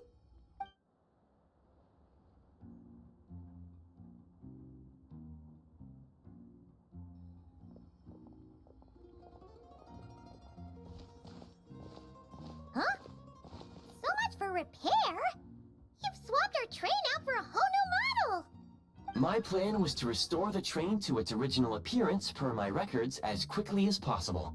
Now that the repairs are complete, the train offers optimized performance and a significantly improved trendiness level. Huh. Didn't know trendiness was a parameter. According to my calculations, Perimeterization is the most effective way for the Eye of Grey to understand trendiness. Hyperborea, huh? I'm sure I've heard of that in a story somewhere. What an incredible little gadget you are.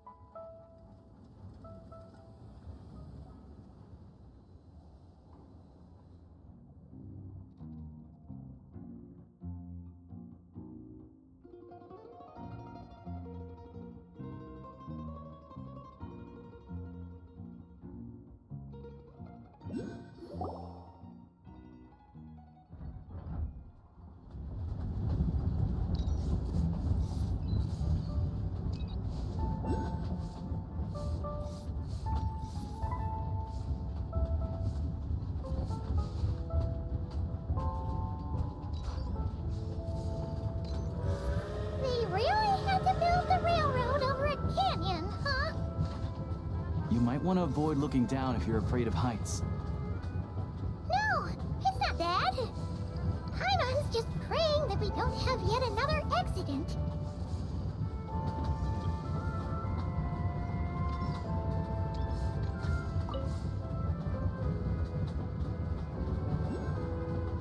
That mountain is breathtaking. Reminds Paimon of Dragonspine. They say this mountain's the domain of a Snegovic lord. A lot of the Snegovic retreated there to live in seclusion, so it's a pretty mysterious place. You hear all kinds of stories. Even the residents in the nearby town of Svietlo-Lidovka steer clear of the summit, and they make a living off of harvesting prime ice.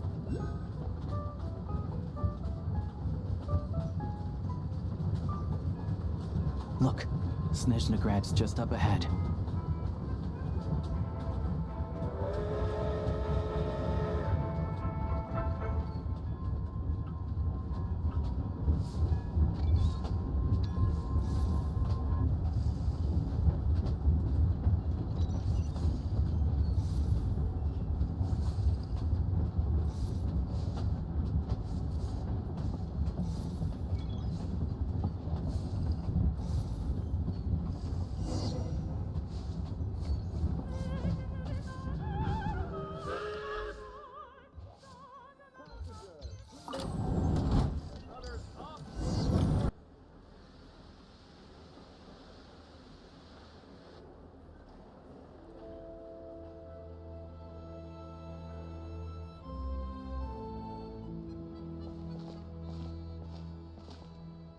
Here we are. Welcome to Snezhnagrad train station, the biggest transport hub in the nation. Wow! It's so majestic! Just flying from one side to the other would probably leave Paimon out of breath! It's built for maximum efficiency, but yes, transferring trains here can be a little tiring. In the future, you can use this train station to travel anywhere you want in Snezhnaya. For now, though, come with me. Let's get Paimon checked out. This way. There's a lift car that goes straight to Sapoliarny.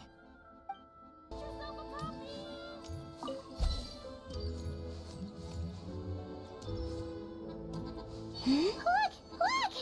They have really funny-looking hats! And those ones are about the same height as Paimon! But it looks like they can't fly! Those would be Volkudlak and Domovoy.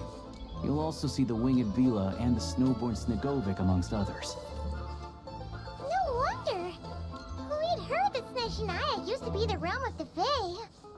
Paimon can really see it now.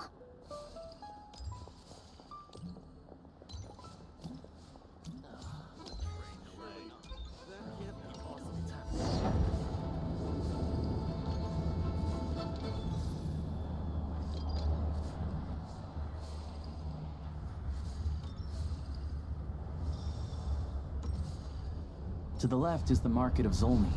They sell everything there. You can often find some nifty little trinkets. To the right, You'll see the Korolyevsky Theater in the distance. Look at that! Incredible! So beautiful and peaceful. And I can have snowball fights with the Kuhenki.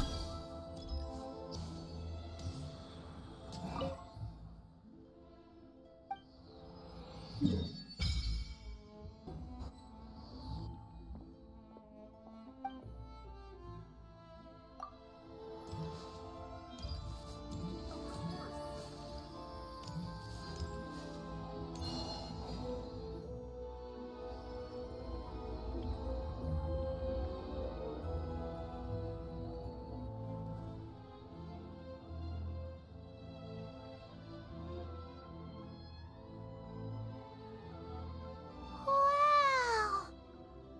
Snezhnaya is stunning! Seeing it with our own eyes makes all the trouble we went through to get here worth it! I found it pretty stunning when I first came here too. But I soon found out that stunningly beautiful means stunningly expensive. The prices here are crazy. I'm just a small-time hunter, so Zolny is where I spend most of my time. This way will take us to Podvorier Restaurant. They offer food and lodging there, so you can get settled in while I fetch the doctor. Is that gonna be stunningly expensive too? Yeah, I mean, there are places to stay in Zolny, but I highly doubt they'd meet your standards. Most of the stoves are out of crystal, the windows are drafty, and at night, four-legged roommates come out to play, sharpening their claws on the roof beams and floorboards. Yep, no way! Not a chance Paimon's staying anywhere like that. Maybe we can split the cost of the room between us? Paimon still has some savings left. Fine then. It's your treat. Paimon will save her money for buying a nice little cake. Don't worry, you'll get some too. I'm glad to see you've perked up. If you find yourselves in the mood for some sightseeing later, there's a few places around here worth seeing. This way leads to Zapoliarny Palace, which serves as the Tsaritsa's audience chamber and also her personal quarters. The adjacent block is kind of a city in its own right. That's Glupov, the headquarters of the Fatui. Inside, there's a munitions factory known as the Armory Palace, producing a constant supply of all kinds of equipment for the Fatui. A lot of important research happens there too. And over there is the Snezhnaya Act, where all the big shots meet regularly to make policy decisions. These places are best admired from a distance. I'm sure I don't need to explain why. Yeah, they probably have super strict security. We're not looking for trouble right now. The downtown area is near the center of Zapoliarny. That's where you'll find the restaurants, bookstores, and gift shops. Another place of interest is the Northland Bank, which is over this way. Oh, and I'm sure you'll want to make contact with the Adventurers Guild at some point, right? That's right here. Ooh, speaking of adventuring, we use alchemy quite a lot. Do you know where we can find a crafting bench? No one practices alchemy at Snezhnaya, I'm afraid. Apparently there's some historical reason for it. Oh, we'll just have to use the one on the train then. Kinda inconvenient. Wait, how come there's one on the train if that's Snezhnayan too? Yeah, I don't know. Not my area of expertise. Still, I wouldn't say the absence of alchemy makes life here any less convenient. Anyway... Finally, there's Zolny in that direction. It's mostly residential buildings and factories, but there's a few shops too. Worth a look around if you're interested. That's about it. You guys go ahead and get checked in while I track down my doctor friend. Sounds good. Thanks for all the recommendations. It'll be good to get out of the cold wind. Paimon's starting to feel another headache coming on. Podvorier Restaurant is right this way.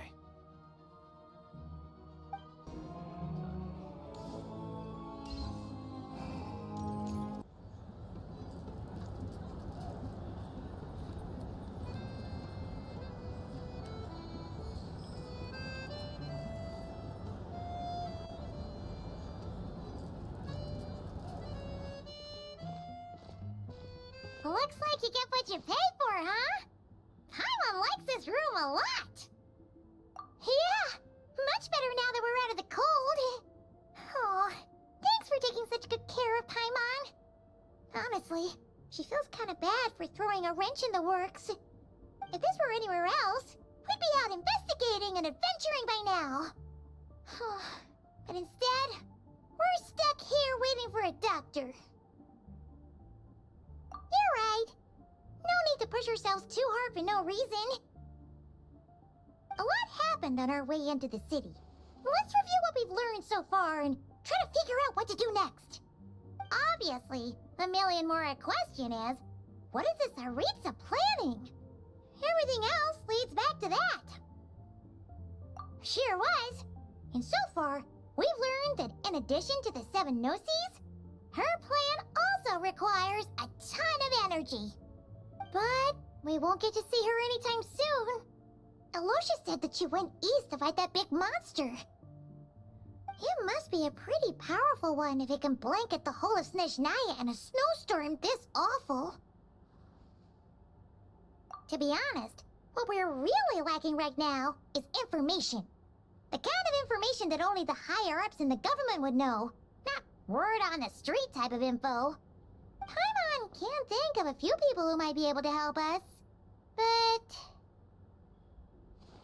Right! And when we left Nocrai, Sandrone specifically left a message reminding us which side we're on. So, it's unlikely they'd tell us anything confidential about the Tsaritsa's grand plan. Yeah, fair point. Besides, that Gloop-off place is right nearby. We've got nothing to lose, so it'll be a waste not to go. There's gotta be someone there willing to talk to us, right? Maybe Arlecchino or Sandrone? Or possibly Tartaglia.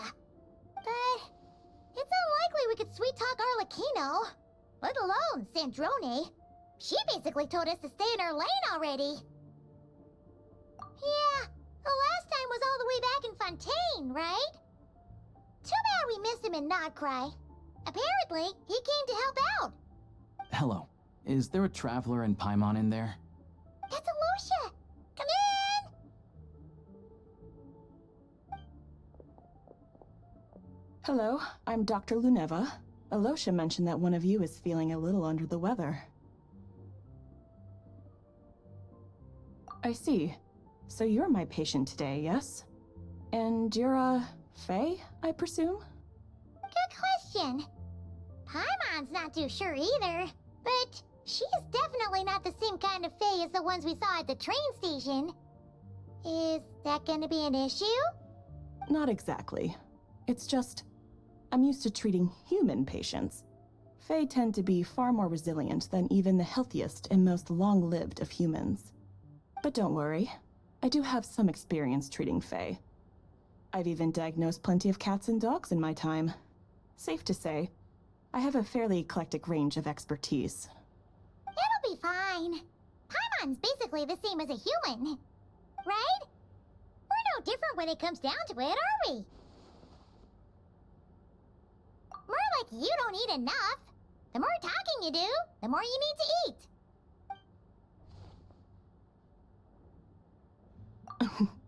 Now, please take a seat.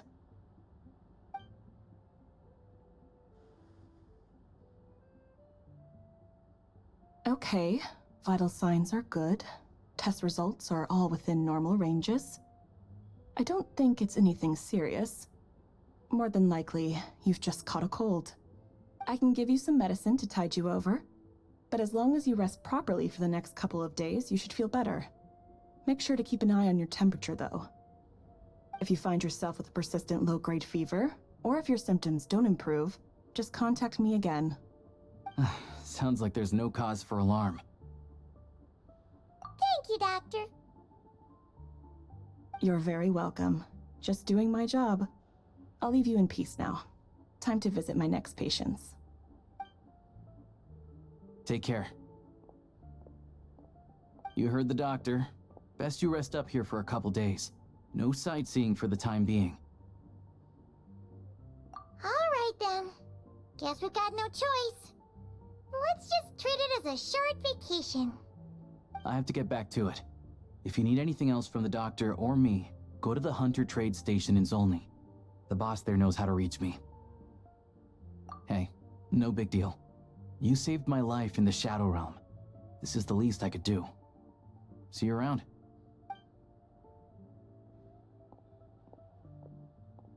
Time to find Child and see what he can tell me.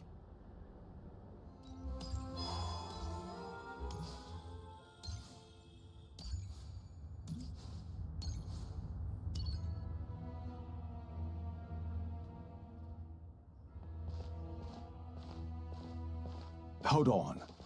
Please display your invitation letter or permit. Glupov does not accept meeting requests without a prior appointment. You'll have to apply per the advertised booking process and wait until your invitation letter is issued. Might I ask who you're hoping to visit? Another one who thinks the rules don't apply to them. I don't understand why people think they can just talk their way in here. You don't just show up and land a meeting with the Harbinger. But I have to go through the motions for protocol's sake. Honestly, it's such a waste of time asking when I already know what the answer's gonna be. Wait a moment. I'll pass on your message. If Child is unavailable, you'll have to go through the proper procedure.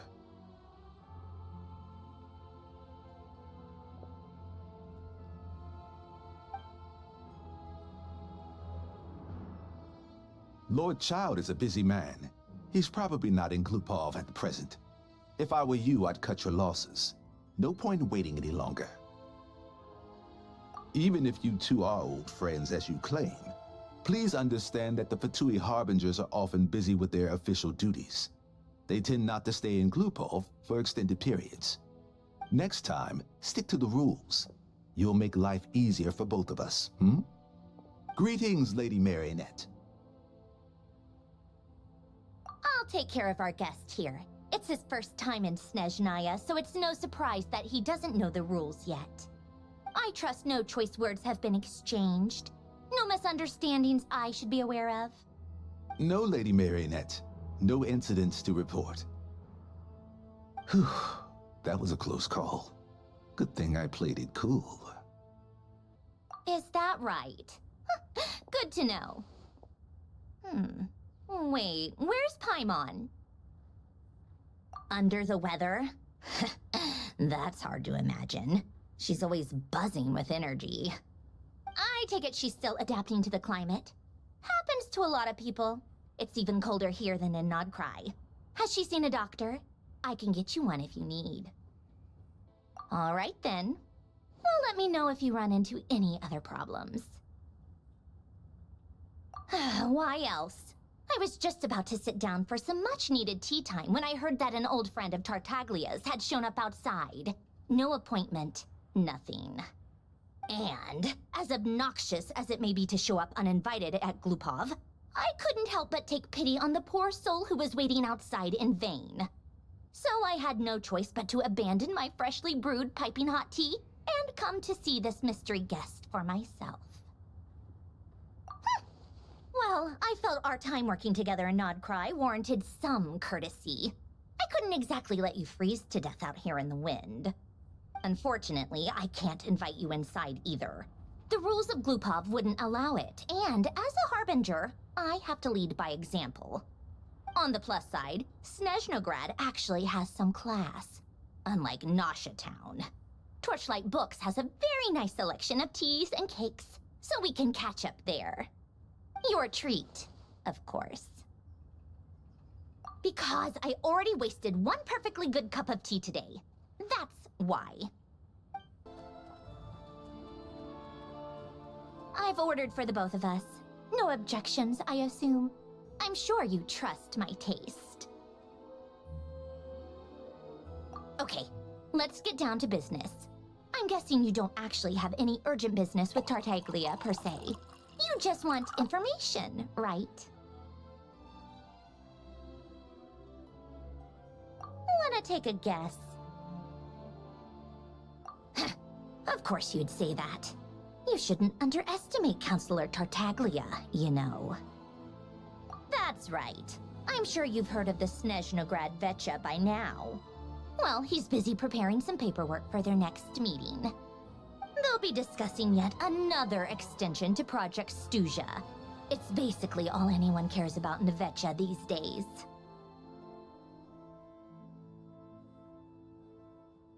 Yeah, he's more of the shoot first, ask questions later sort, isn't he? It all started with a very detailed letter that Capitano left for the jester, Piero, before leaving for Natlan. In that letter, he detailed the future arrangements for his subordinates. All of his key people were reassigned to Tartaglia. I guess he'd already prepared to leave us for good all the way back then. But Piero didn't reveal the contents of the letter until the events in Natlan had concluded.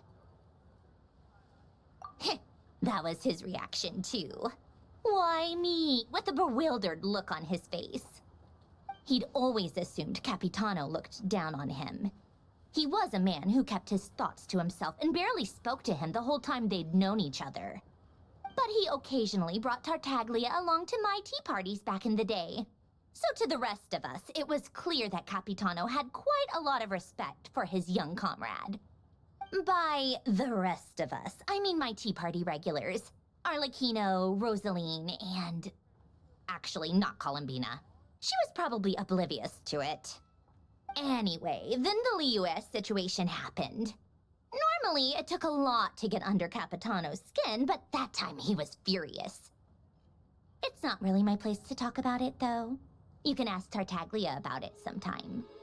Basically, Tartaglia probably had the wrong idea about Capitano all along, right up until Piero revealed the letter he'd left behind. Capitano believed that despite Tartaglia's immaturity, he showed great potential. Plus, he possessed a kind of purity rarely seen among members of the Fatui. Yeah, it's one of the few things that I'd agree those two have in common. But there's one other reason why Capitano chose Tartaglia to assume command of his troops. He knew that after he was gone, several of the others would swoop in on his army like vultures. With the ones who stood to benefit the most being the Rooster, Pulcinella, and Regrator, Pantalone. Once they divided Capitano's troops between them, they'd be more powerful than ever. No one would be able to stop them. So, you can see why Capitano chose to hand that letter to Piero, right? Exactly. Piero also needed to back a Harbinger as soon as possible. And, all things considered, Tartaglia was the best choice. Even though Tartaglia has had the support of Northland Bank for a long time, he and Pantalone are ultimately not cut from the same cloth. I'd say Capitano made a good judgment call. Anyone else caught in this situation would probably feel like they'd been hung out to dry. His best course of action will be to distance himself from any shady business, while still maintaining friendly relations with Pantalone, but seeking Pulcinella's support at the same time. What's the point in having a tea party if you don't spill a little tea? Besides, none of this is confidential anyway. Ask any journalist out there. They'll give you all the lurid details. You'll see it firsthand if you ever sit in on a session of the Snezhnaya Act. All the factional strife, whether open or unspoken, it plays out for all to see in that one little room. Having a voice in the Vetcha is the only way to steer policies in your favor. So, every person in that room represents a particular interest group. Pantalone, for instance, represents the financial sector, and Tartaglia represents the Fatui soldiers. Personally, I have no interest in political jousting, but since I have a number of engineers and researchers under my command, I have to make their voices heard. Then there's Pulcinella, the linchpin of the Vetcha. He represents politics itself. Everything involves him, so nothing can bypass him. Any issue that comes up, he knows how to mediate. That's what the Tsaritsa values most about him. I'm starting to see why everyone is so frustrated with the way things are, but also powerless to change it. A complex web of interests connects all parties involved, and the Tsaritsa sitting at the top adds another layer of complexity. It must be nearly impossible to come up with a perfect solution. All right, I'm done carrying this conversation. Time for you to answer a question of mine. You must have known that you can get the info you needed from me. So why was Tartaglia the first person you asked to see and not me? I just don't understand, that's all. Anyway, do I really need a reason? Wait. Oh, I think I know what it is. Columbina passed on my message to you before you left Notcry, right? I only meant you should be mindful of which side you're on. Is that actually why you didn't ask for me? Because you took that to heart?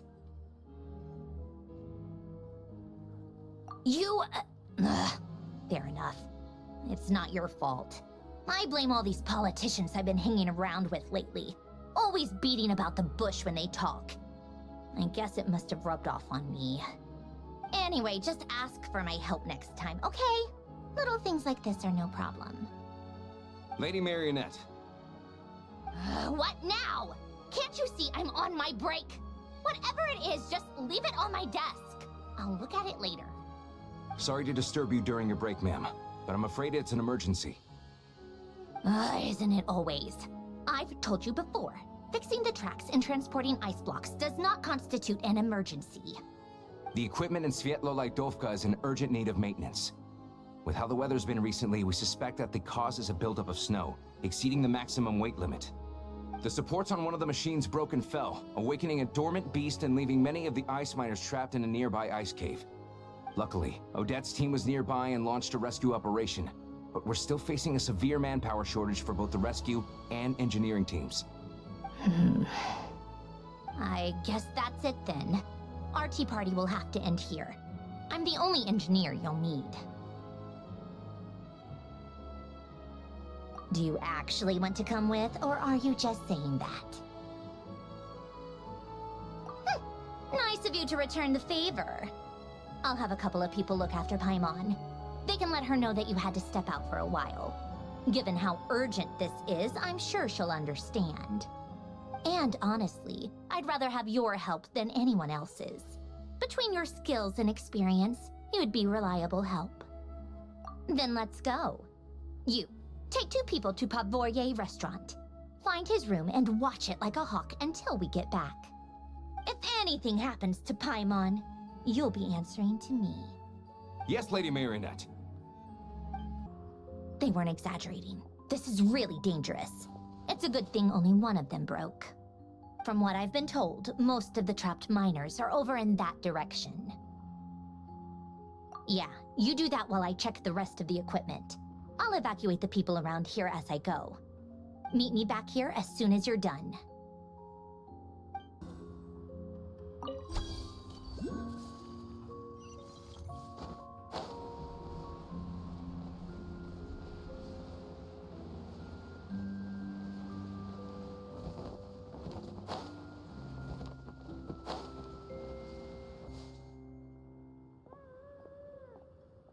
I have to be getting close. Don't go any further.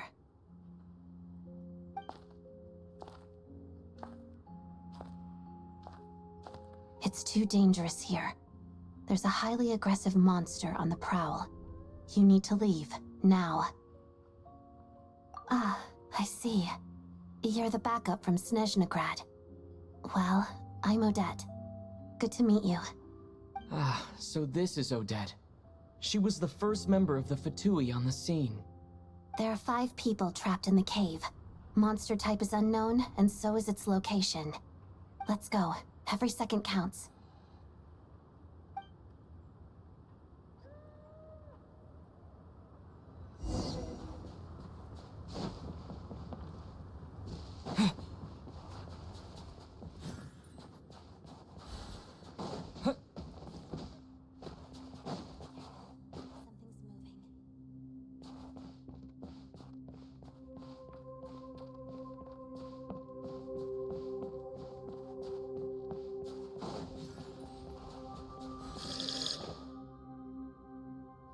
This must be the monster's shadow. Looks like a tough opponent.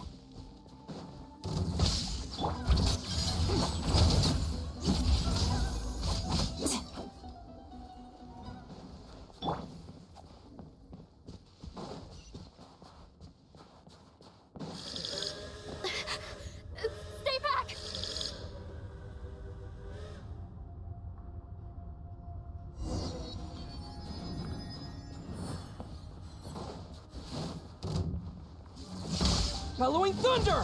Shadow me.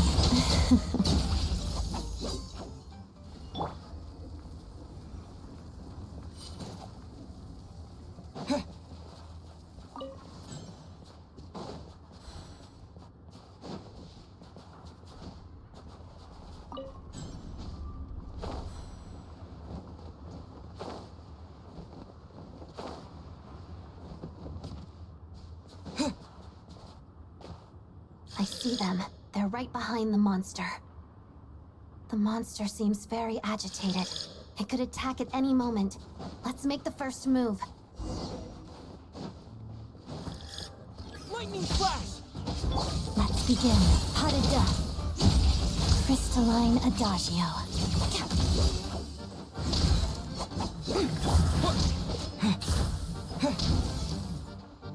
Take this! Shadow me. Waltz of the snowflakes. Thunderclap!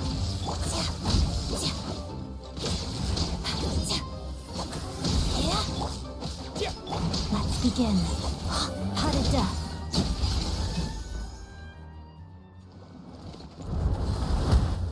Oh, thank you for saving us. We'd have been monster fodder otherwise. Thank you. Thank you. You're welcome. You should be safe now. Follow this route out. He and I will stay behind to watch the rear. Thank you. Come on, let's go. This way.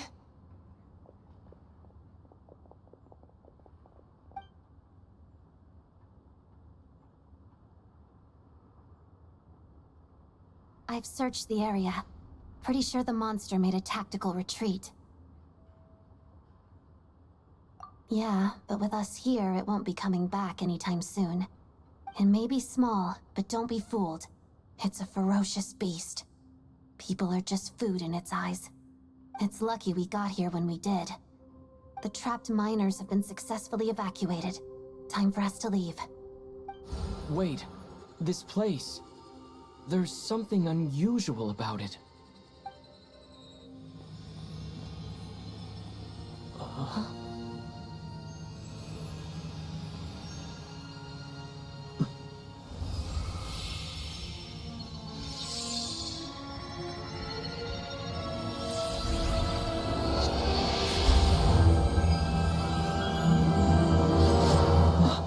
What is that? I don't know. It's back? Guess it has family.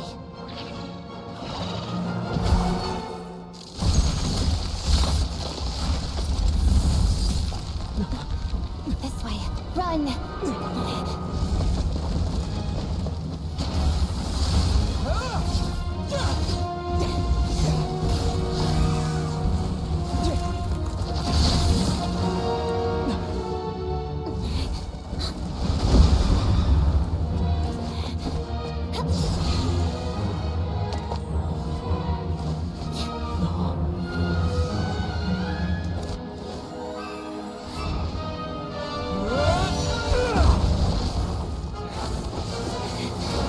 Thanks.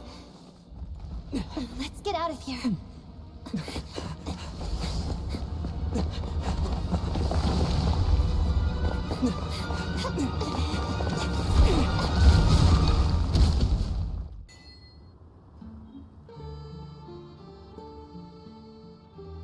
Everyone's accounted for.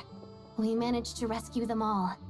We also placed a sign at the entrance to the cave, warning people to stay away.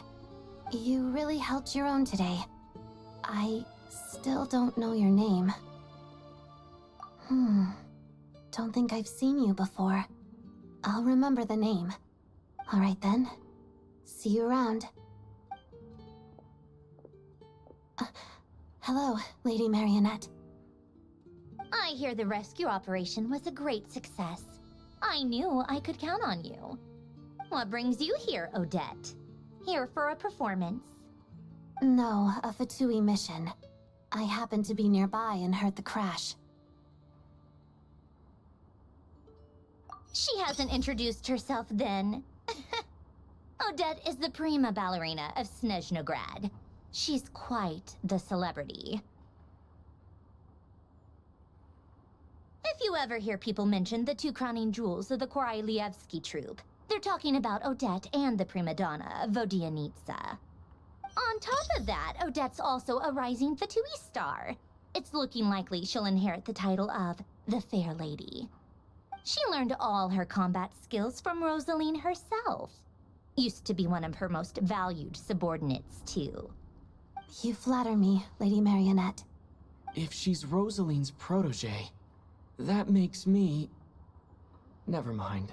There's no need to bring it up. No point making things awkward.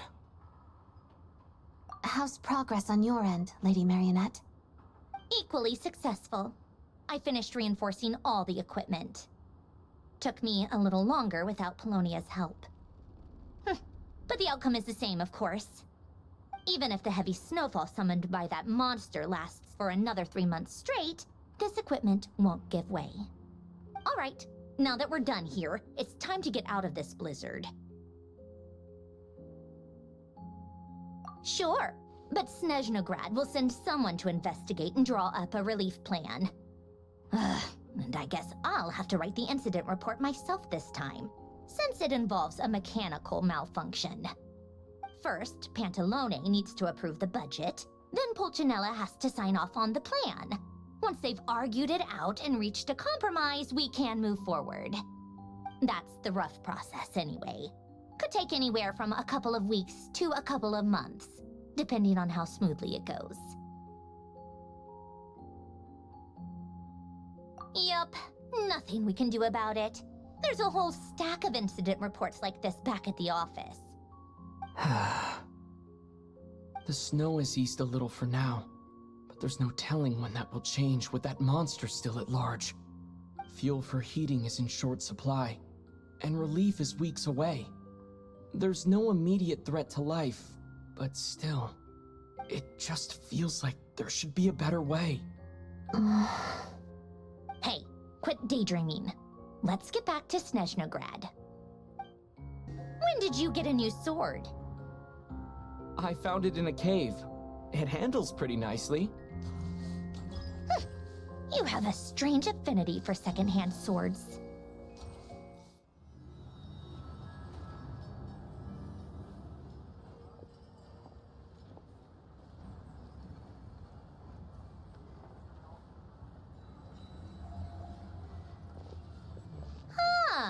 Well, if it isn't Counselor Tartaglia, Mr. Big Shot himself.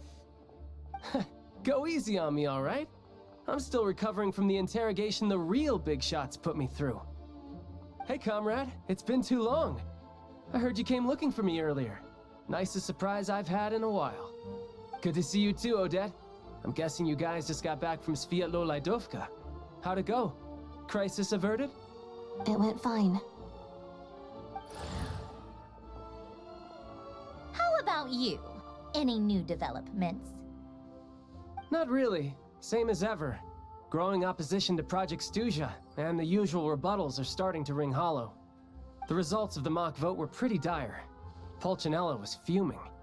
I've never seen the old man so angry. That's not good news. It takes a lot to rattle him.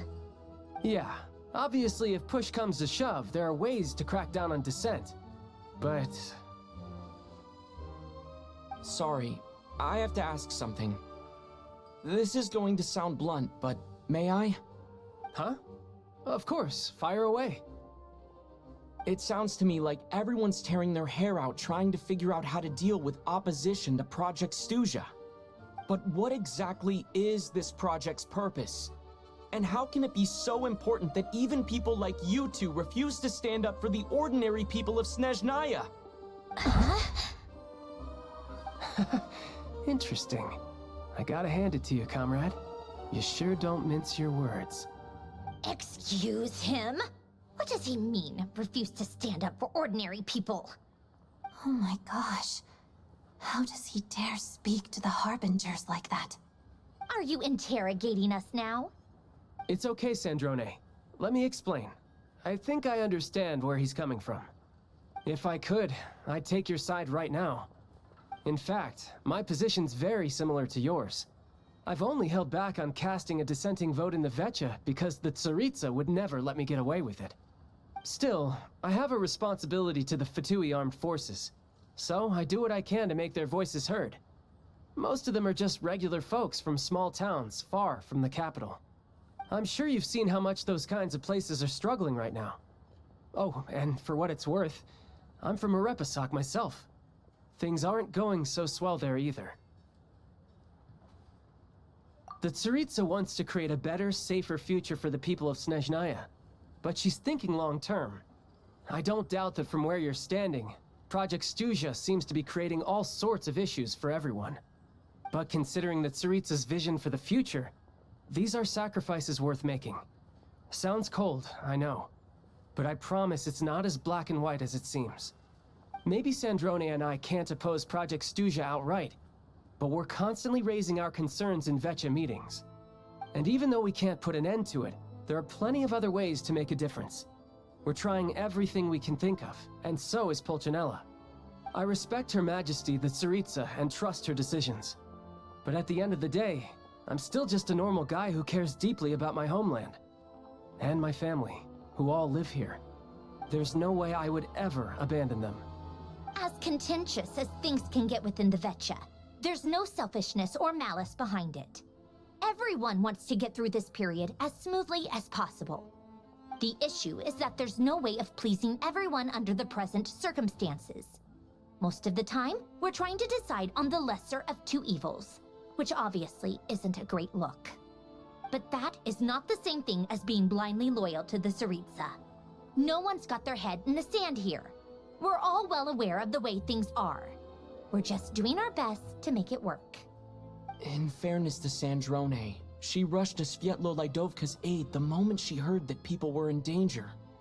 And even Tartaglia, who used to only care about the thrill of the fight, is clearly doing his best to rise to the demands of his new role as counselor. Hey, come on. There's only so much we can say, so don't press us too hard. Look, I know how untenable the Tsaritsa's position looks if you don't understand her motives. Maybe you've heard already, but she's currently leading her army on a campaign to the east to defeat the monster that's been causing these brutal blizzards. Striking that monster down will be a significant step in dealing with the present energy crisis. As laser-focused as she is on realizing her lifelong ambitions, she's still putting time and energy into taking down this powerful monster. To me, that says a lot. If she thought Snezhnaya and its people didn't matter in the grand scheme of things, why would she waste her time on something like this? Thanks. I meant every word I said, though. I wasn't just trying to placate you. I've already done more than enough diplomacy for one day. I still think this adventurer raises a very important point. Our two harbingers have made their positions very clear. But there are many others in the Vetcha who must feel trapped and forced to vote against their conscience. I think it's a very valuable quality to be willing to speak one's mind, despite the risk of offending powerful figures. You can say that again. I highly doubt we'd feel the need to explain ourselves so much if we didn't know you so well. Forgive me, adventurer, but might I be so bold as to ask about your background? How is it that you can converse so openly with two harbingers? Oh, haven't you been properly introduced? Easier said than done. I like to think I'm not the kind of person who goes around busting open people's old wounds. I've only learned his name so far, and no details of his experiences. Is something wrong? Uh-oh. Is there no avoiding the subject of Rosaline? No, it's just... all right. I guess there's no getting around it.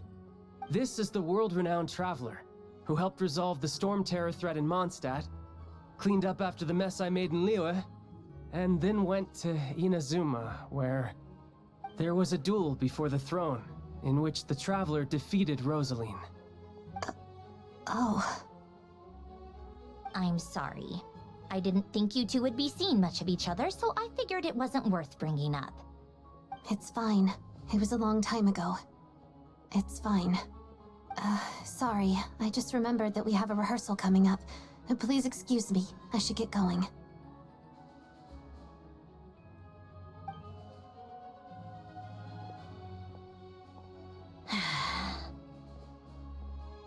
I've mentioned this to you before, remember? She was Rosaline's most valued subordinate. But they didn't actually get along. Not that Rosaline was really the type of person to make friends, but death has a way of resolving a lot of conflicts. Don't let it weigh on you. Like she said, it was a long time ago. It's in the past now.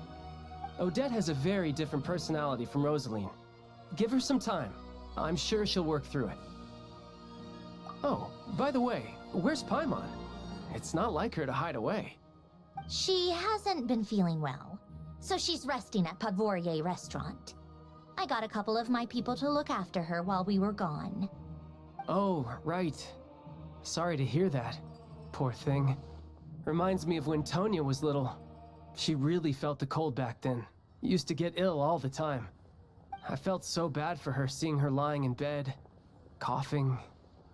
She was so mature for her age, though. Whenever someone came to visit her, she'd greet them with a smile and would never complain. I'm sure Paimon's a good kid, too.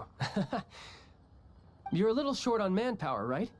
Let me have a couple of my people take over for yours. I'll send my most capable and reliable. They'll make sure Paimon can recover in peace. Well, that would be great. Your people are more qualified. Hey, don't mention it. I'm sure you have things to do. Hopefully this takes a load off your mind. So no more accusing me of not being on your side, all right? Already? That was quick.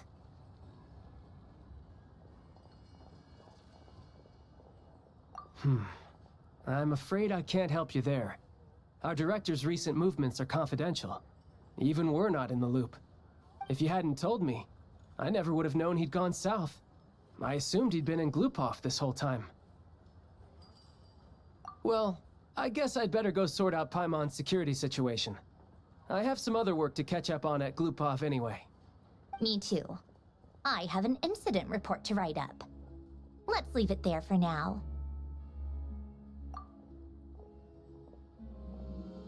I guess everyone's in a difficult position. But Tartaglia's right. I have things to do. Things I want to do. And things I ought to do. To start with, I should ask Alosha if he knows any way to help Svietlo Lydovka.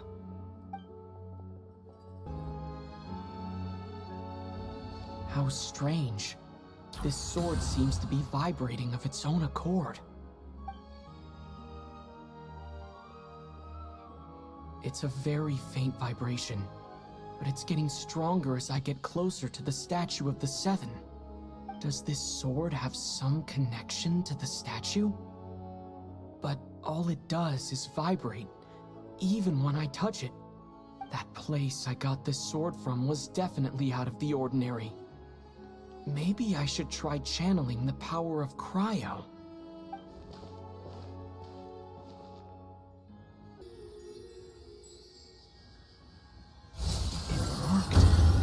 There really is something special about this sword.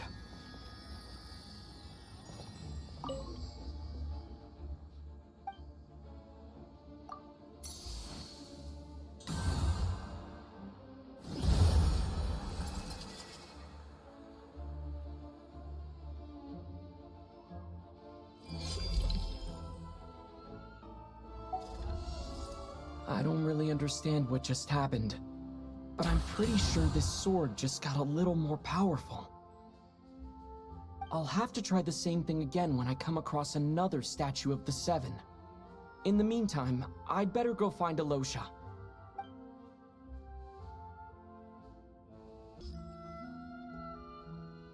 Hello there? How can I help? Ah, sure thing. Give me a second, I'll go fetch him for you.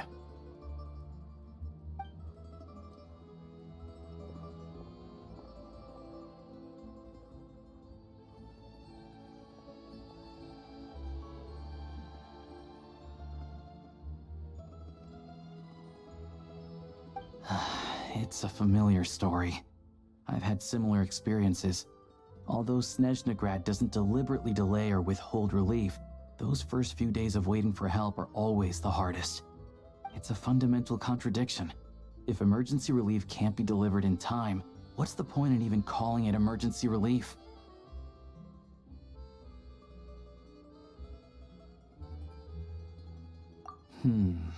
Not necessarily. I think there's a good chance that Kresnik Crystal from Stratomoros will start flowing into the market. When we resolve Stratomoros' energy issue, it's like we open the floodgates. A huge backlog of Crystal is now available to the townspeople. There's no way they can use it up at once. A lot of them will probably stockpile it and slowly work their way through. Probably a good idea, since energy prices are only going to keep rising. But there will always be people who urgently need Mora. Exactly. At the current prices, selling Crystal is an easy way for an ordinary person to make a fortune. Hey boss, how much do I have left in my account? 1 second, let me check. So, you're planning on buying the Crystal out of your own pocket? Yeah. I don't know if I have enough, so I'll chip in a little extra and buy as much as I can afford. No, it's fine. You're new to Snezhnaya, and you have your own living expenses to worry about. Besides, you're already providing the train. Here's your Mora. See what you can find at the market, but I doubt there'll be much Crystal left. Yeah, well, can't hurt to take a look. Let's see. Huh?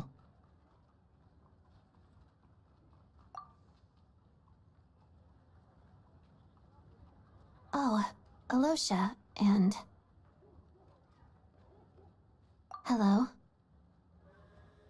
I didn't realize you two knew each other. Yeah, I take on some odd jobs in the city to supplement my hunting income. Sometimes I work as a cleaner or prop hand at the theater where Odette is one of the big stars, so I've met her a few times. When the weather's as bad as this, it's better for a hunter to adapt than to keep looking for game. Yes, and we sometimes need extra help.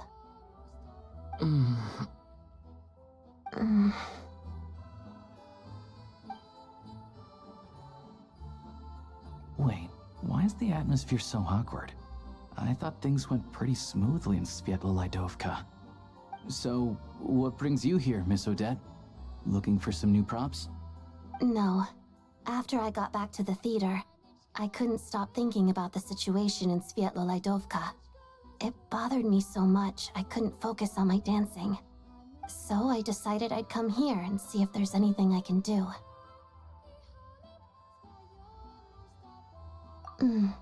You too, I presume. I suppose that's why you're here. I didn't feel comfortable expressing my true opinions in front of the Harbingers. Not least because ordinary Fatui like me don't even know what Project Stuzha is all about. Without knowing the full picture, I can't make sense of it. And at some point, if things aren't making sense to me, I can't just keep going along with it. So many people feel the same way.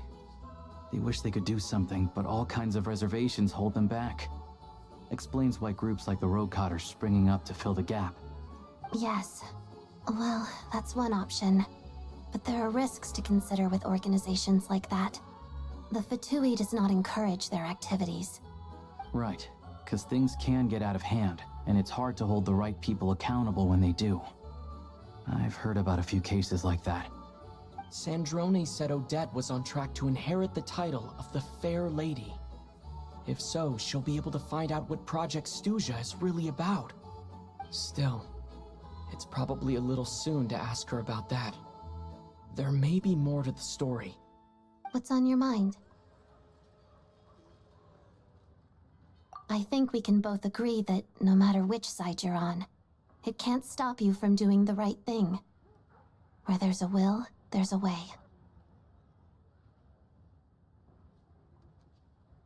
I know what Rosaline did while she was abroad. You made the right decision, so no hard feelings. So, what's your plan? Oh, we were gonna buy some Crystal. I heard there's some on the market right now. Funny. I had the same idea. In that case, let me pay. I can claim it back as mission expenses. The real issue here is that government relief is behind schedule. Surely it makes more sense for the state to cover these costs than for us to pay out of our own pockets. True. It's a huge expense after all.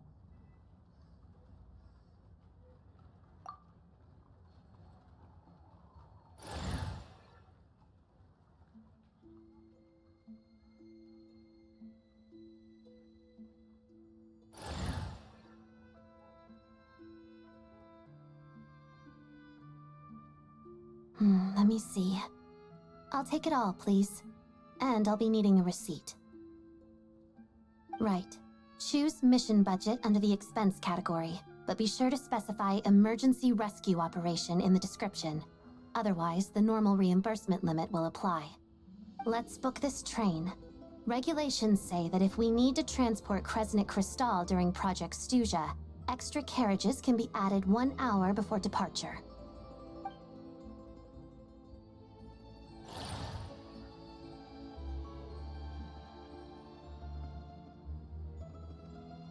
That should do it. The train will be escorted to its destination by Fatui guards. This is my first time seeing you handle Fatui affairs, Miss Odette. It seems you're as skilled an officer as you are a dancer. You flatter me. It's only because I've been doing both my whole life.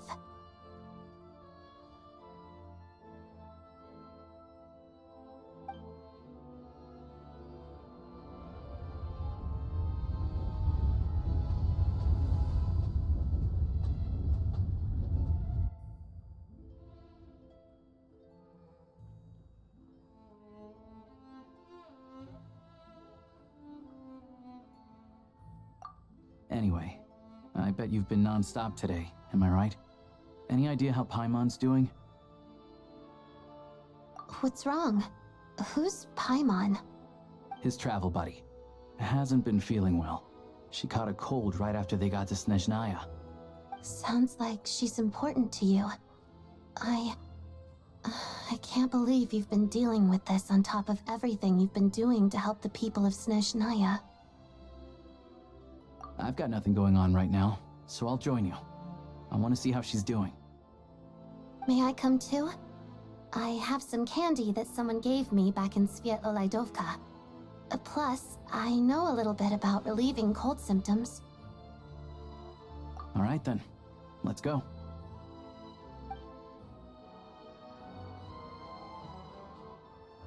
I still don't know what the deal is between these two, but at least the tension seems to have vanished. A good sign, hopefully.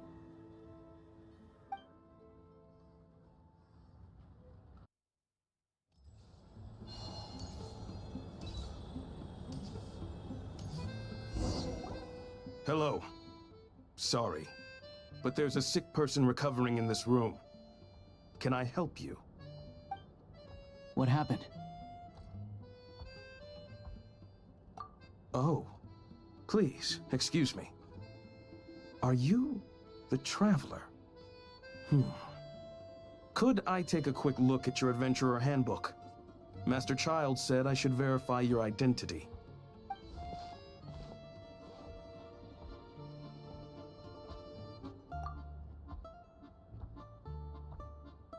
Ah, it's really you.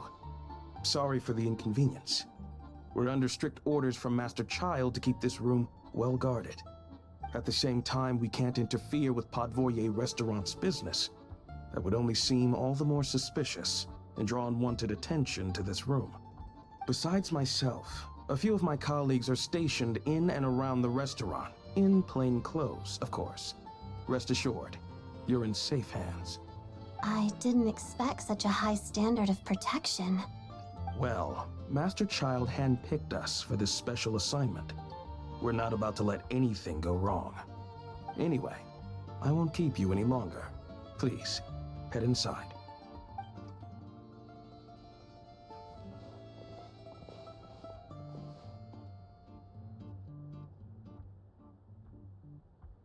Traveler! Alusha, you're back! Hi, I'm Odette. The Traveler and I crossed paths a few times. Another friend from the Fatui, huh? You're practically a member yourself by this point.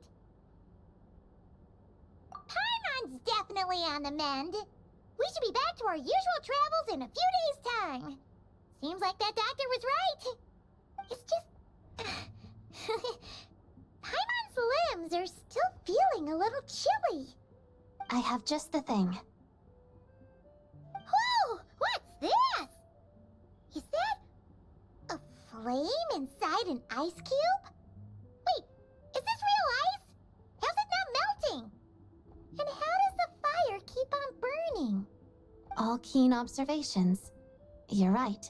This is called core ignis. Whenever I've caught a cold in the past, I found I recover much more quickly if I place this by my bed. You're welcome to borrow it. Awesome! Wow! It's so nice and warm! Oh, it's like magic. Your name was Odette, right? How did you two meet again? Looks like she's in pretty good spirits. That's a relief. Any progress with your investigation yet? No surprises there, I'm sure. They're not likely to let anything slip.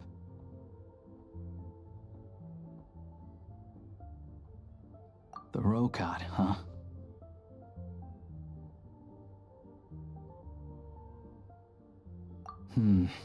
Let me think. Members of the Rokad keep their true identities hidden, but I think there might be someone I can introduce you to. Leave it with me. Meet me at the Korolyevsky Troop tomorrow, and I'll tell you how it goes. Would anyone like a drink? I'm gonna head to the bar. Paimon will have... maybe some hot milk? Yeah. Paimon's in the mood for something warm. Enough with the secret chat, you two. Let's catch up properly in a minute. Paimon wants to know everything that's happened today.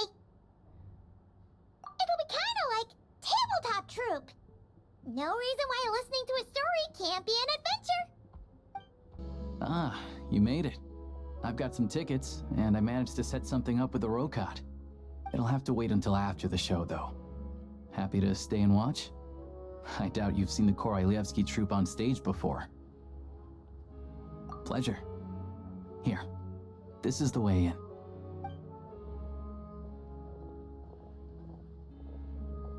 Please present yourself for a routine inspection in accordance with theater regulations. Thank you.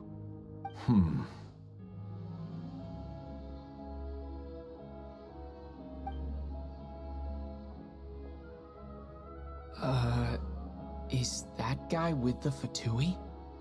Looks like he's waiting for something. Okay, all done. Thank you for your cooperation. Please proceed through to the theater.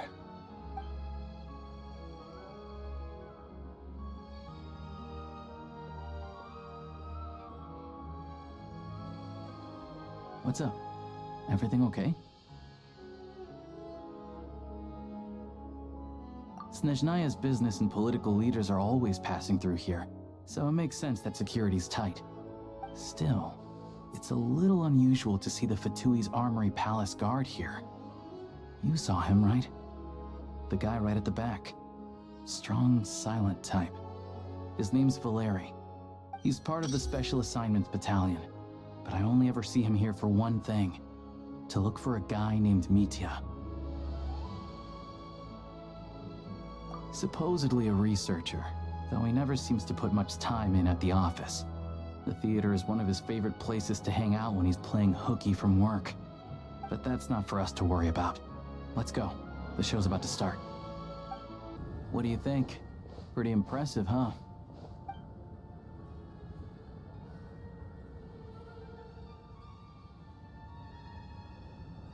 Oh, the one in Fontaine?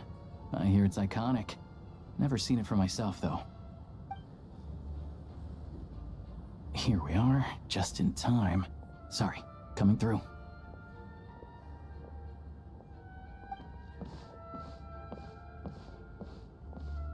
Ugh. If you're gonna show up late, keep your mouth shut. What's his problem? Whatever. No point arguing with people like that. Look, there she is. That's who I'm introducing you to later. She's the lead singer of the troupe, Vodyanitsa.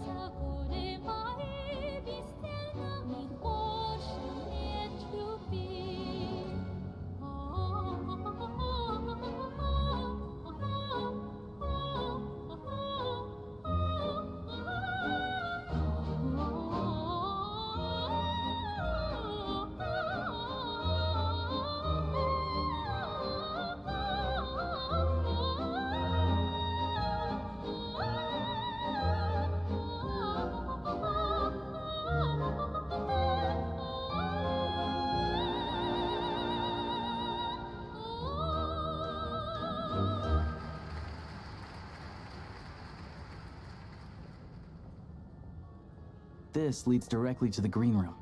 They're expecting us. Vodyanitsa will be waiting for us there.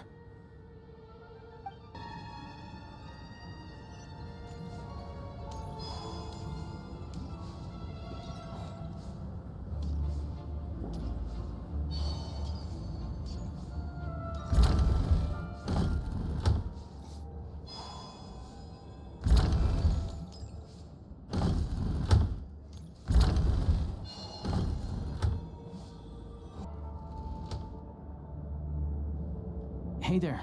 Excuse me. Ugh! Can you believe it? I am so mad right now. Come in. Oh, it's you two.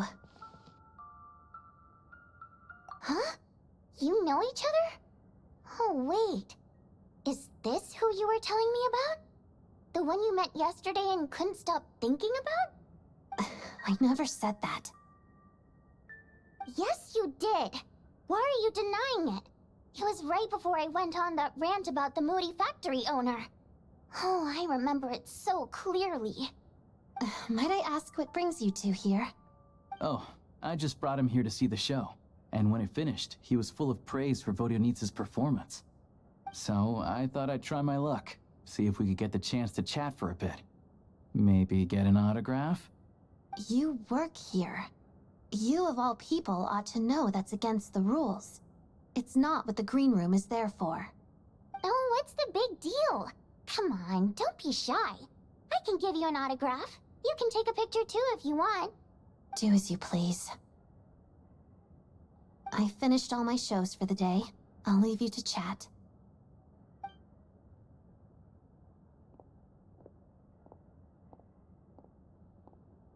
I wasn't making that stuff up, you know. Odette's just too proud to admit it. She thinks very highly of you, and so do I. You did the right thing in Svietloladovka. We're good. Odette's out of earshot. I'll lock the door. Confidentiality, of course. The Rokat is very strict on that. Whoa, Alosha! Not out loud! Not with an outsider here! Relax, I've taken care of it. Look at this. The President's reply sent this morning. Wait, so he's been approved to join? You told me last night that you wanted to get intel from the Rokat. Unfortunately, Rokat intel is only available to members. But ever since you set foot in Snezhnaya, we've been working together. I've seen the way you work, your character, and your motives.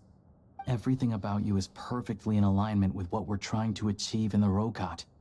So I figured I might as well cut to the chase. I wrote a letter to the President explaining your situation, including just the right amount of detail. His approval came very quickly. Of course, it's still your decision whether you want to join or not. We'll respect your choice. Well, Assuming Odette was telling the truth and she didn't misjudge you, I guess we don't need to worry about you blowing our cover. Still, you gave me a real fright. I didn't know that's why you came looking for me. So, that stuff you said about admiring my performance, was that just because Odette was here? Did you actually mean it? Now you're talking. That's what I like to hear. Anyway, let me give you a quick rundown of how things work. Like I said, the Rokot is a covert organization, and we hide our identities. Members typically don't meet in person or even know each other's identities. This helps us maintain a high level of independence and secrecy. Because of this, members are basically free to decide their methods without constraints, so long as the outcome of any activity doesn't violate the organization's principles. After all, we don't have any ostensible contact with each other. This way, if anything goes wrong, no one else will be implicated. Beyond the freedom to choose how you operate, it's also your choice whether to act at all. We have plenty of members who have yet to take any action. In short, joining the Rokot in and of itself won't place any restrictions on your activity in Snezhnaya. There's a code of conduct you can read if it interests you. But basically, as long as you don't plan on using your anonymity to go around doing evil, you'll be fine. I tried reading it 5 or 6 times. Never made it all the way through. Even the most lackluster script makes for more interesting reading. Great. Then I'll go grab an official application form. Be right back.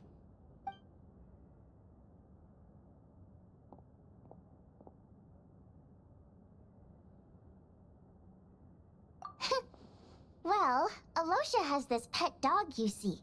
His name's Tagarin, and this one time, Alosha brought him backstage. Tagarin took quite a liking to me, so I played with him for a little bit and fed him some treats. Then, the Rokot was out on a mission one day, and even though we were all in disguise, Tagarin recognized me right away. Just a coincidence, really. We didn't report it to the higher-ups, though, to avoid dealing with the fallout. Like, my job at the theater, for instance. I really needed to make ends meet. By the way, what were you complaining about just before we came in? Did everything go okay with Chuganov? Everything did not go okay. That's why I was so mad. I tried to make some small talk with him before I went on stage to fish for intel about the Iskra manufacturing plant. But he wouldn't take the bait. No matter what I said, he kept dodging the question. And then he started complaining. He said he didn't appreciate his second-rate seat in the stalls because he usually gets a private box. I mean, what did he expect? Everyone knows that if you want a box seat, you buy a ticket well in advance. But instead, he sends me a letter the day before the show when we're practically sold out. I had to juggle things around just to get him a half-decent seat, hoping he would appreciate the gesture enough to share some information. But nope, he didn't give me anything. Yeah, meeting Chuganov in person has definitely been a disappointing experience. Oh, you probably don't know who we're talking about, do you? Chuganov was that older guy you were sitting next to today. I'm sure he didn't make a great first impression on you either. To the citizenry, he's a family man and a kind boss. But our interactions with him tell a very different story. It's one thing to ask for a favor, but he acts like it's his right. He always expects special treatment. Take the ticket situation, for instance. I've actually gotten him a private box in the past. But not only was he not even grateful, now he's acting like I've sold him short this time. Not to mention that he's never paid for a single one of his tickets. And another thing, if he's such a big family man, why doesn't he bring his wife and daughter to see the show once in a while? I've never seen them here, not even once. Calm down, Vodyanitsa. If you won't do it the easy way, we'll have to try the hard way. But first things first. Here's your application form. Go ahead and fill it out.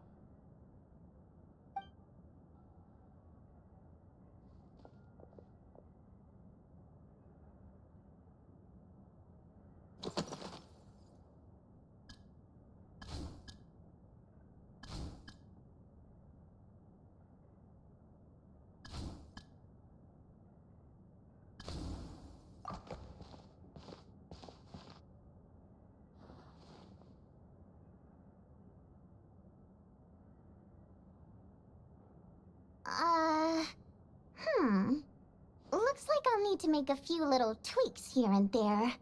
But other than that, you're good to go. We'll hold on to this for you. Alright. Now that we're officially Rokot comrades, I can tell you. Chukhanov is the target of our current operation. Recently, we've done some recon work at the Iskra manufacturing plant, which pretty much confirmed that their energy consumption is way beyond the legal limit. All we need now is some direct evidence to present to the Vetcha, so we can demand that they shut the plant down. That way, the Kresnik Crystal can be allocated to where it's needed most. I was hoping he might let slip during one of our chats, but he's too tight-lipped. We'll have to find another way. I'm meeting another regular theater goer tonight, Mitya. But Valeria's here too, and he's probably looking for Mitya, so he may end up being a no-show. Don't you worry. He must know how to dodge Valeri, or he wouldn't be showing up on time for every performance. Mitya is a renowned energy expert. Although we can't get any direct evidence of the excessive energy consumption at the plant, we can accidentally let the information slip to him. The authorities should take someone like him seriously. So if he starts raising questions about energy use at the Iskra manufacturing plant, there will be a proper investigation. Also, we're not allowed on site, but he has clearance. So all we need is his cooperation. Yeah, so that's the other thing we're trying to figure out. Though I think we're far less likely to make any progress on that front. Still, I hear that Mitya is a bit of a chatterbox. So, who knows? Maybe if we catch him in the right mood, he'll let something slip. What do you think? Sound like something worth your time?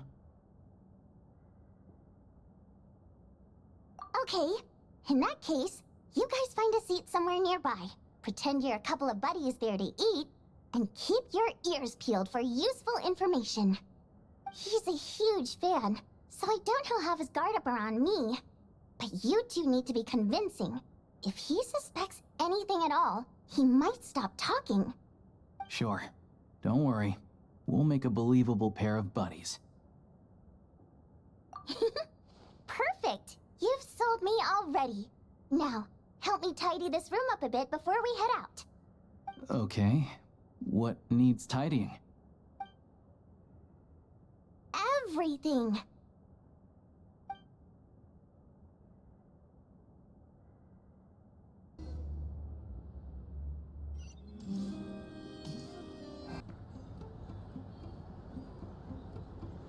We come here often, so we shouldn't stand out. Let's sit here. Now, it's up to Vodyanitsa. Let's see how the conversation goes.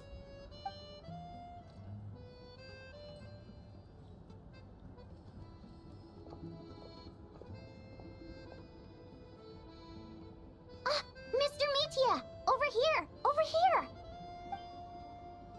Oh, sorry. I got a little held up on my way here. Now we have even less time than we planned.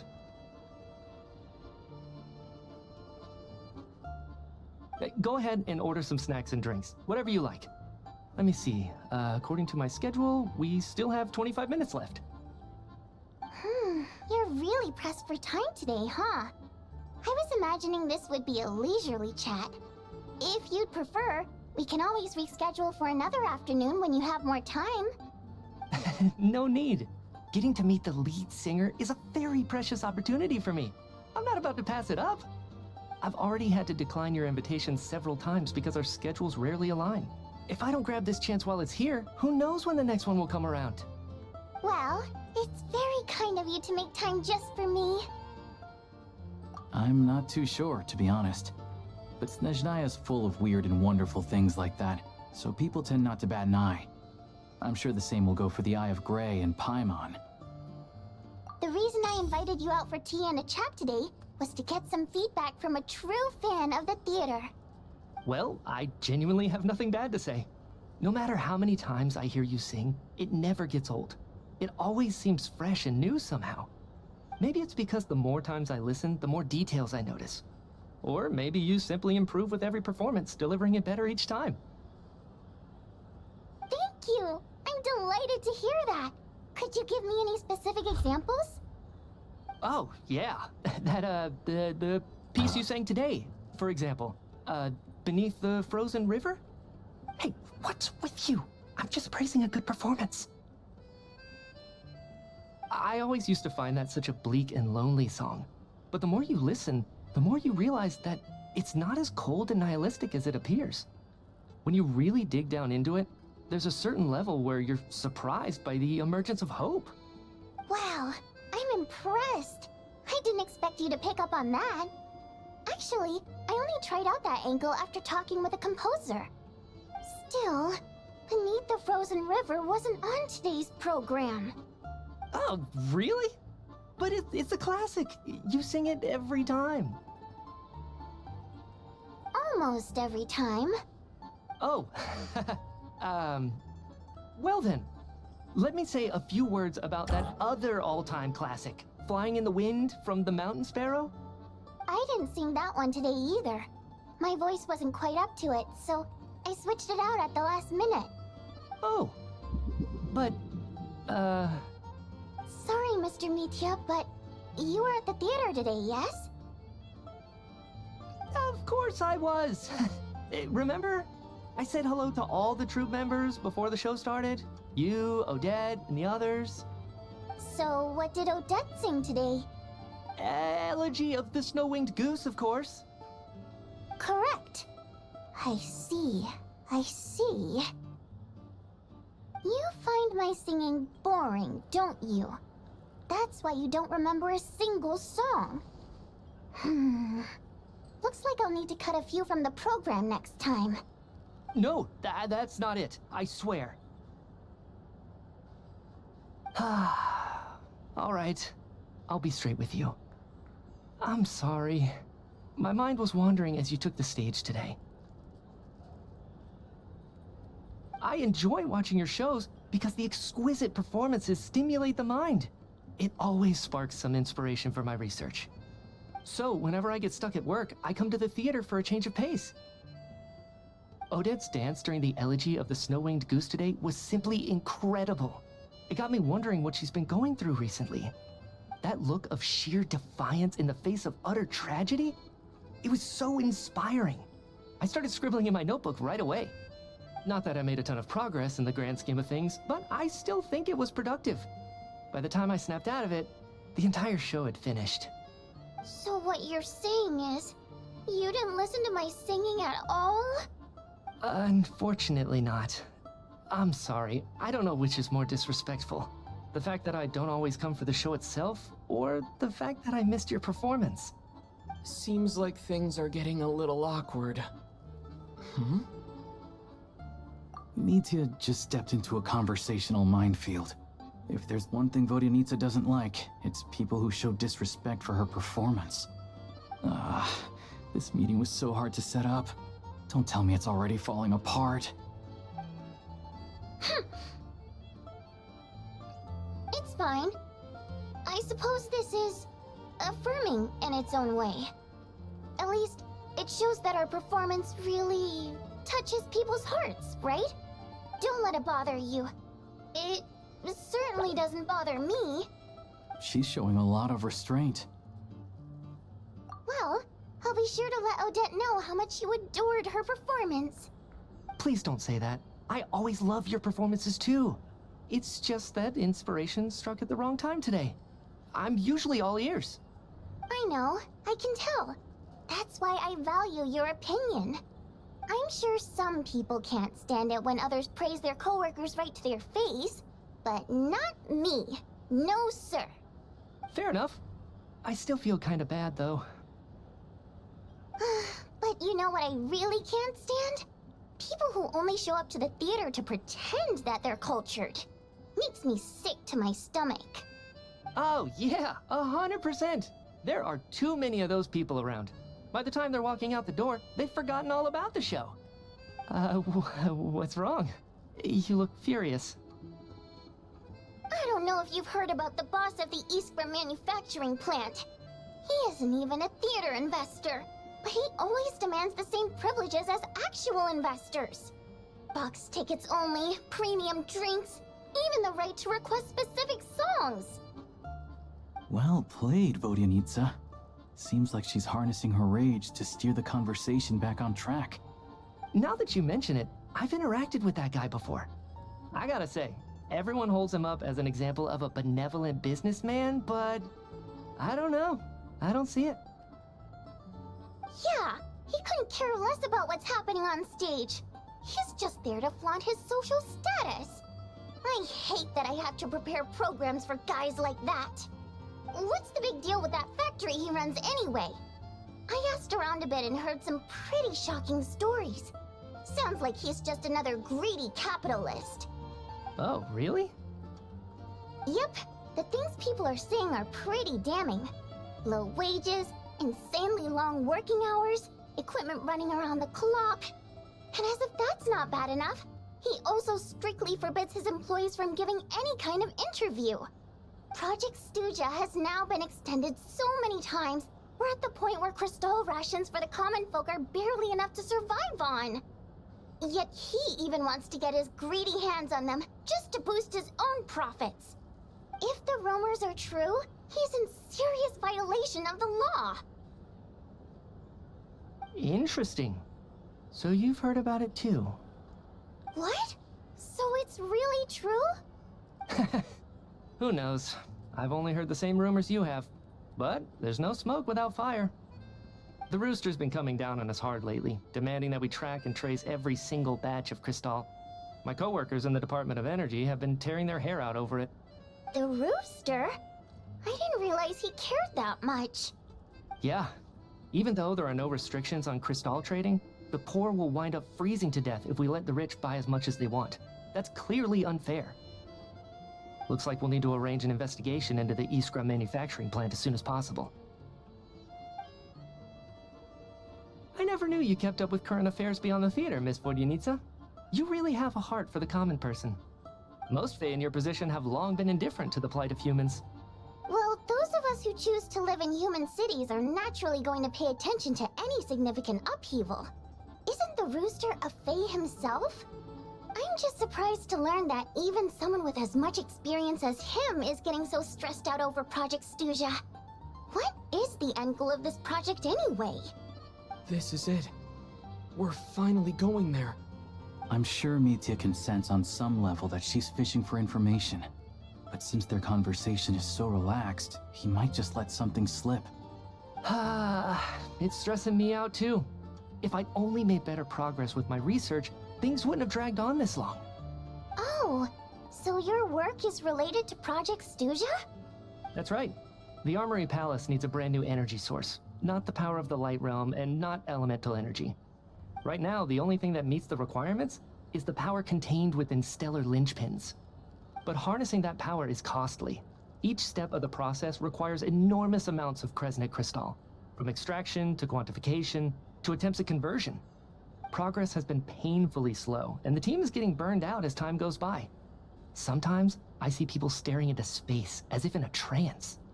Could it be that this new energy source has side effects? No, it doesn't affect us, because the energy is used for... Okay, I got it. Stop choking me. Sorry, I can't talk about that. I think we're all just exhausted. We've been working ourselves to the bone for so long with so little progress to show for it. It's no wonder people are struggling to stay motivated. Seems like I owe you an apology. I shouldn't have gotten so mad at you for not paying attention during the show. Don't worry about it. I count myself lucky, to be honest. I don't envy the people who work closely with the Tsaritsa herself. I'd much rather be in my current position. At least I don't have to shoulder any major responsibilities. So they're trying to develop a completely new kind of energy. Yeah, censored by a scarf. Who would have thought?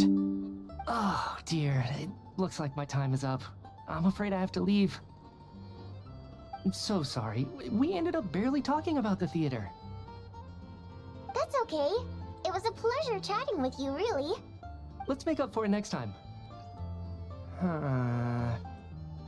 Yeah, hopefully once the work pressure eases up a little, I'll be able to focus more on the performance, and then we'll have more to discuss. We touched on some confidential issues today. I'd be grateful if you could keep it between us. That could have gone worse. Nice job. Why was Mitya in such a hurry to leave, though? Sorry, routine inspection.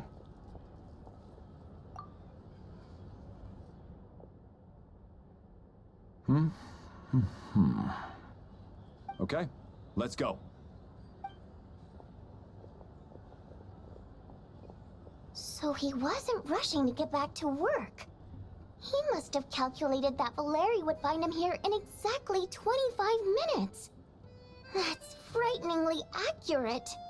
One of the main duties of the Special Assignments Battalion is to ensure that important figures stick to their schedules. All right, time for us to get going too. Excuse me, check please. We'll settle our check too, then. Oh, hello there. Mr. Mitya paid the check before leaving. He also asked me to pass on a message. He said it was an honor to share his tea break with Miss Vodyanitsa and her two friends. Wait. So he knew we were here all along?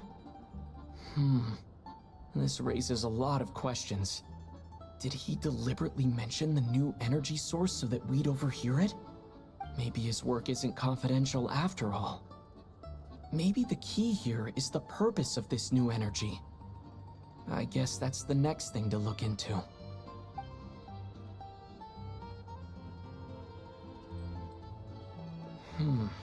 Vodyanitsa and Alosha have left. Time to head back and call it a day. You're back! Here pretty early today. Paimon was just gonna mention that. After she woke up today, Paimon felt like her temperature was completely back to normal. But her strength still hasn't returned. Still, there's some good news.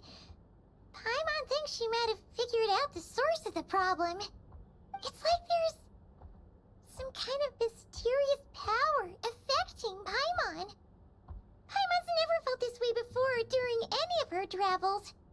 She only started feeling this way since we arrived in Snezhnaya. That's right. The Armory Palace needs a brand new energy source. Could that have something to do with this? What is it? You're making that face again. You know, the one you get whenever you have a light bulb moment?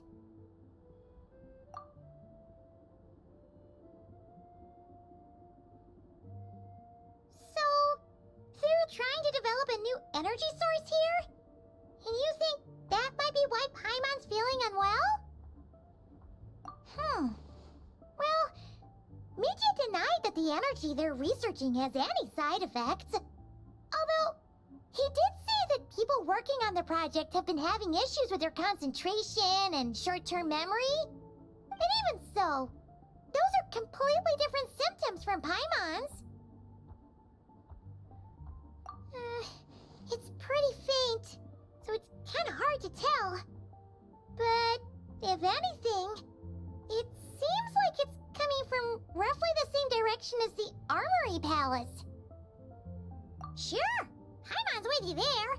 But how, though? The robot only has a limited amount of intel. Oh, great point! They argue about Project Stusha every day. If we could sit in on one of their sessions, we might pick up some new leads. Good idea! Oh yeah, while you were out, Paimon tried all the yummiest looking desserts in the Potforia restaurant. This one seemed right up your alley. So, Paimon saved some for you. Come try it once you finish writing your letter. Alosha replied. He says that we won't be able to speak at the Vetcha, but he can arrange for us to attend as visitors. Time to get ready, then head to the Snezhnaya Vetcha. You're back! Paimon's been working on the crossword puzzle in the newspaper. It's actually pretty fun! Oh, shoot! Paimon forgot the next word! Oh, she had it a moment ago. Think, Paimon, think!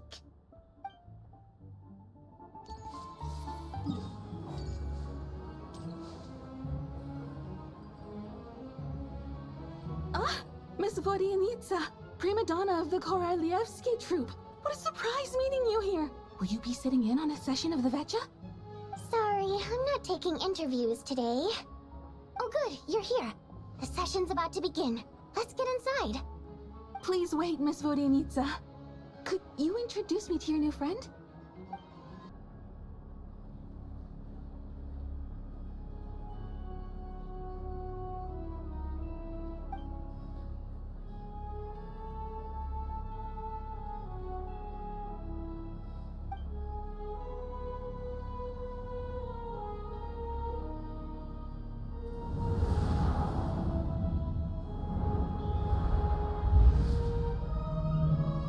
In summary, the energy management commitments made for the outgoing period have been delivered upon. Furthermore, both the production and consumption of Kresnik Crystal show clear signs of stabilizing.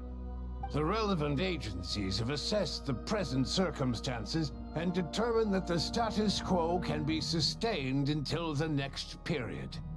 For detailed statistics, I would refer you to the industry reports that have been distributed to all persons present. It should also be noted that while the recent blizzards have led to a significant increase in people's energy expenses, this is strictly a short-term phenomenon associated with a remotely located monster.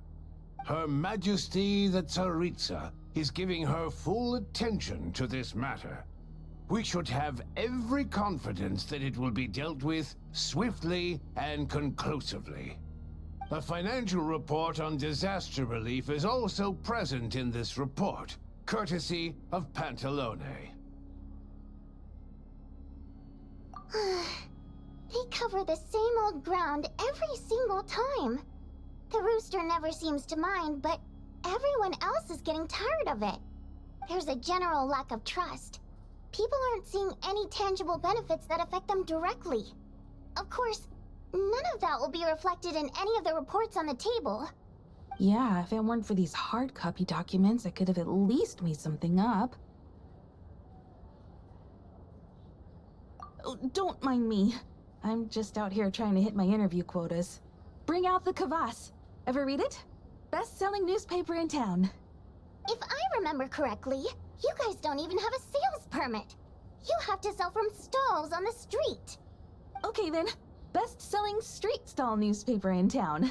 Still counts.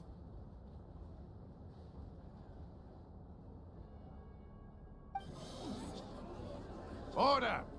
We will now open the floor to the representatives. If there are no further substantive issues to discuss, we will then proceed to a vote on this motion. Snezhnaya has a long tradition of treating members of the Fatui armed forces and their dependents favorably. But recent surveys shows that Fatui families in remote areas have access to 15% less crystal than the average civilian family in Snezhnograd. It's been said many times before, but it bears repeating now. There needs to be a clear and consistent rationale behind how crystal is allocated, or we will soon face immense public backlash. Perhaps you wouldn't need to keep repeating yourself if you would hear me out for once. I say again, true consistency exists only in principle. In the real world, fairness is relative. You appear to treat resource allocation as a simple function of production and population. So what about when the equipment used in production breaks down? Have you factored that into your equation? And do you even know how long it's been since Snezhnaya last conducted a census?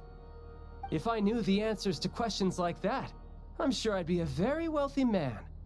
And I doubt I'd be going by child. I'd like to bring the focus back to the specific issue I raised. Or do you wish to deny that favorable treatment for Fatui dependents is our long-standing policy? It's easy to be a critic when there's no accountability. That seems to be a running theme in the anti-Project Stuja cohort. Defeat the ringleader and all other problems will magically resolve themselves. That's what they seem to think. But in case you aren't aware, not one jot in my report would change whether Project Stuja continues or not. So you have no intention whatsoever of finding a solution to this problem? On the contrary, I'm the only one here who ever brings solutions. Child opened by speaking up for the armed forces. Regrator struck back with style and a war of words ensued.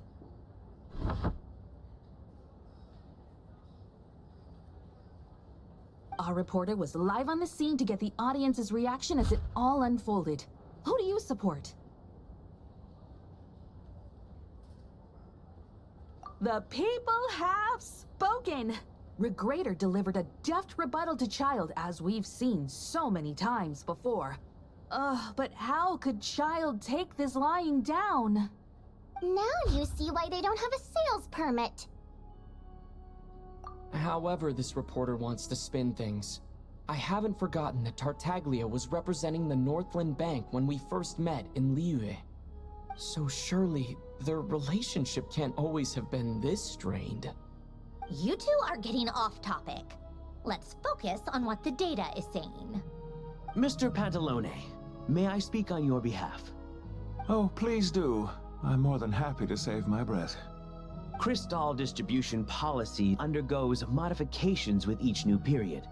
The ultimate goal being to find the most reasonable method of allocation, which I believe is what Mr. Tartaglia also seeks. But I fear many may have been misled on this topic by extremist activists. To clarify, Project Stuja is not the root cause of the problem. It is merely a framework for resource distribution. The most recent reports all point to Snezhnaya's resilience and adaptability during this period of fine-tuning, and give clear indications that a distribution framework is improving with each iteration. To make drastic adjustments without first considering the risks would likely do more harm than good. It would be a waste of the hard-won experience we've gained to date. Renowned scholar of finance, Arapov spoke up to clarify the fiscal logic, clearly alluding to social organizations like the Rokot in his words. With the notorious Lelek still active to this day, should the Rokot be held responsible? No, there is someone else to blame. She's just rephrasing what Mr. Pantalone said. The Rokot are the critics he accuses of taking no responsibility for their actions. As for Lelek, you won't have heard of him yet. He's currently the most famous member of the Rokot. Well, more like infamous. Ending Project Stuja has become an obsession for him. Unlike the more decent ones among us, he believes that votes in the Vetcha are all that matter. So whether it's threats, coercion, or bribery, he'll use whatever means necessary to get people to change their vote. And since we're already on the subject, what do you think of Lelek's methods? Are you for or against? Despite a handful of detractors among the audience, the people overwhelmingly support Lelek. We stand with Lelek! At least someone here wants to take this discussion seriously. I've been considering that issue myself. What you really need is more precise regional data, right?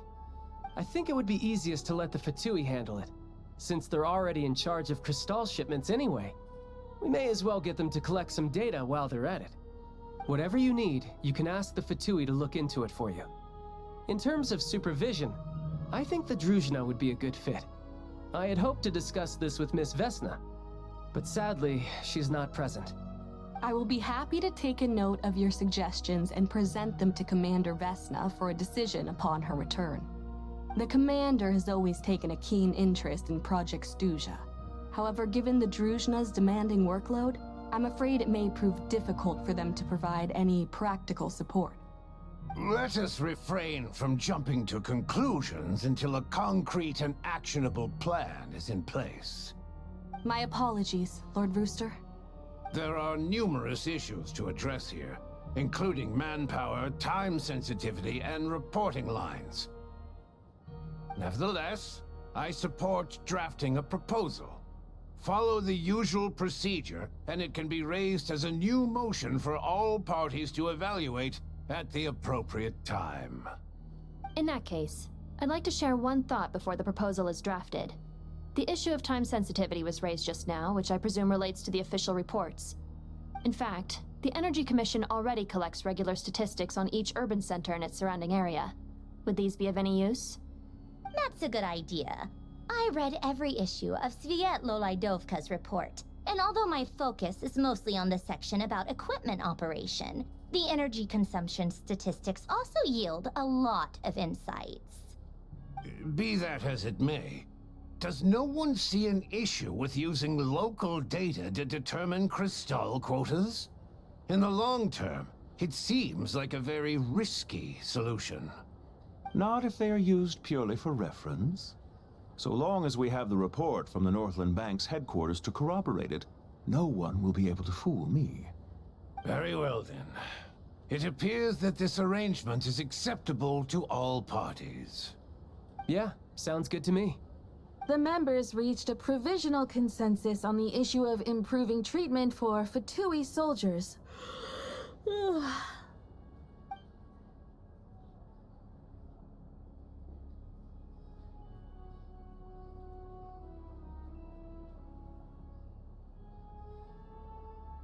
Today, the prima donna of the Korai-Lievsky troupe attended a session of the Snezhnaya Act in the company of a dashing young man.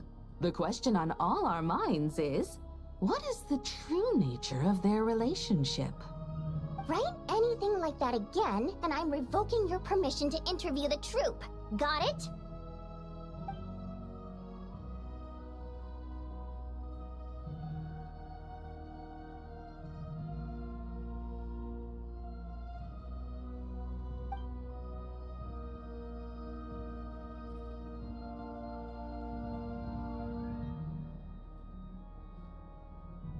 Now then, if there are no further contributions from those present, we shall proceed to the final vote. Hey, check it out! What made him vote against? Why now?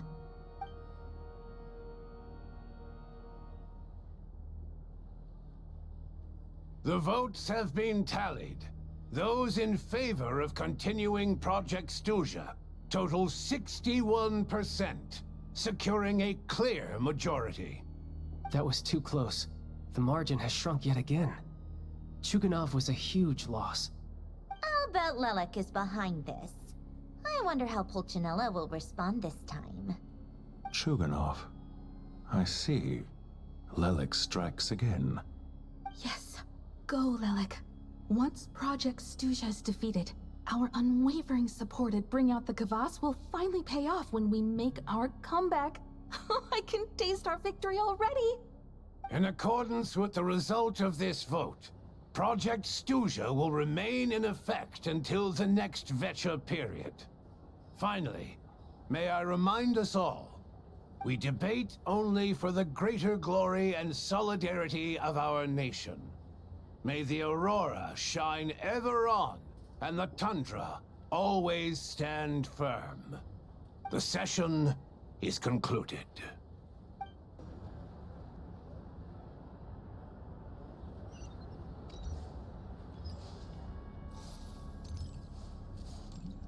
I have to say, I really wasn't expecting Chuganov to vote against Project Stuja. Well, in principle, Snezhnaya's business and political elites ought to be the ones least likely to oppose it. As we heard, Project Stuja is basically just a resource distribution framework that requires everyone to cut back during the winter. But even if the policy got cancelled, the Tsaritsa's energy needs wouldn't suddenly go down. The extra demand from the public would have to be filled from somewhere. So logically, the factories would have to take the hit.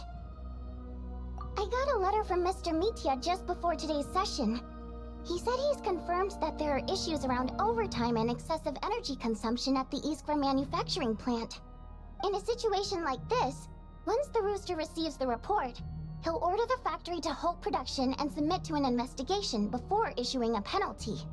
But that's a week-long process, and thus didn't make it onto the Vetcha agenda this time. I don't think he suspects anything so far. Exactly. And as you know, he's a very selfish person. I was originally gonna try and flip him after he received notice of the official sanctions. My plan was to convince him that the whole thing was completely unfair. Rather than just sit back and take the hit while his factory stopped production, he'd be better off voting to end Project Stuja. At least that way, no one else would be able to make any money either, because all the factories would suddenly have more limited energy to work with. But now, he's already voted against it, which means someone must have used more forceful means to change his vote. Just like with everyone else who flipped. Yeah, no one knows why Lilac is so obsessed with ending Project Stuja, but by the looks of it, he's inching closer and closer to success. Lilac must have strong motivations, given how he'll stop at nothing to achieve his goal. Maybe he knows the full truth of Project Stuja. Maybe my next step should be to focus on him. All right. What are your plans for the rest of the day? Shall we head out? Hey, comrade. I noticed you were here during the debate. I didn't take you for a political enthusiast. Greetings, Harbingers. I just happened to have some free time today, and my new friend here thought it might be fun to check out the Vetcha. Ah, Odette must have introduced you. Looks like you two are getting along pretty well. I'll leave you to catch up. I should head back to the troop. Sure. Break a leg and all that.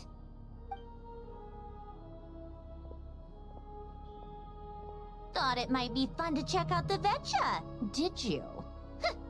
Things are never that simple with you, Traveler. There's no way you're here for kicks and giggles. Tell me I'm wrong. Oh, yeah. To some, he's a captivating enigma. To others, he's the bane of their existence.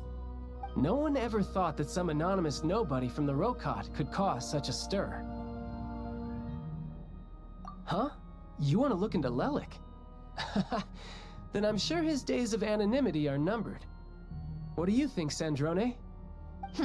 Fine by me, I guess. If the Traveler actually manages to expose Lelik, it'll be doing Pulcinella a favor. In return, it seems fair to let him in on what we've learned so far. My thoughts exactly. Sharing is caring, after all. Head back to Glupov and grab the files on Lelik.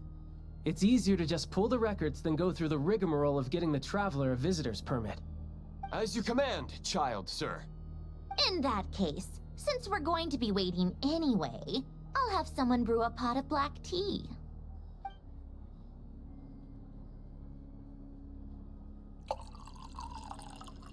One common thread among the many incidents Lelik has been involved in is that the victims are all too scared to share any real information about him. Clearly, he must have threatened them in some way. His modus operandi is to silently infiltrate the scene and leave a threatening letter behind. But neither the letters nor the crime scenes ever yield any clues to his identity. So all these files have to offer are short statements by the people affected. They don't give us a lot to go on. If nothing else, it shows we're dealing with a trained professional who's versed in counter-surveillance. Yes, and to that point, he often strikes in highly secure locations. The victims are high-ranking and influential people who take their personal security very seriously. Somehow, Lelik slips right into their rooms without making a sound. There's never any eyewitnesses, nor the slightest trace of a break-in. If he can get in and out undetected, it means he can strike without warning. Not that that's ever happened so far, but the thought is enough to scare these people sleepless. It's hard to believe that a human being could pull this off flawlessly every time, so they switched the focus of the investigation to Faye. Unfortunately, no one's found anything yet. Careful, don't underestimate me. Although truth be told, I'd probably find it hard not to blow my cover. Direct confrontation is more my style. We haven't ruled out the possibility of Lelik being human. It's just, there can only be a handful of people in all of Teyvat who'd fit the profile. They, on the other hand, plenty would have the ability, but few would have the motive. No, not as strong as me. You'll never find the culprit with criteria like that. Let's go with a little weaker than me. There's no denying that Master is strong, but meticulous? We can only hope. He's just trying to find a reference point. Stop getting fixated on who's stronger than who. But that's the most important thing. In my opinion, anyway.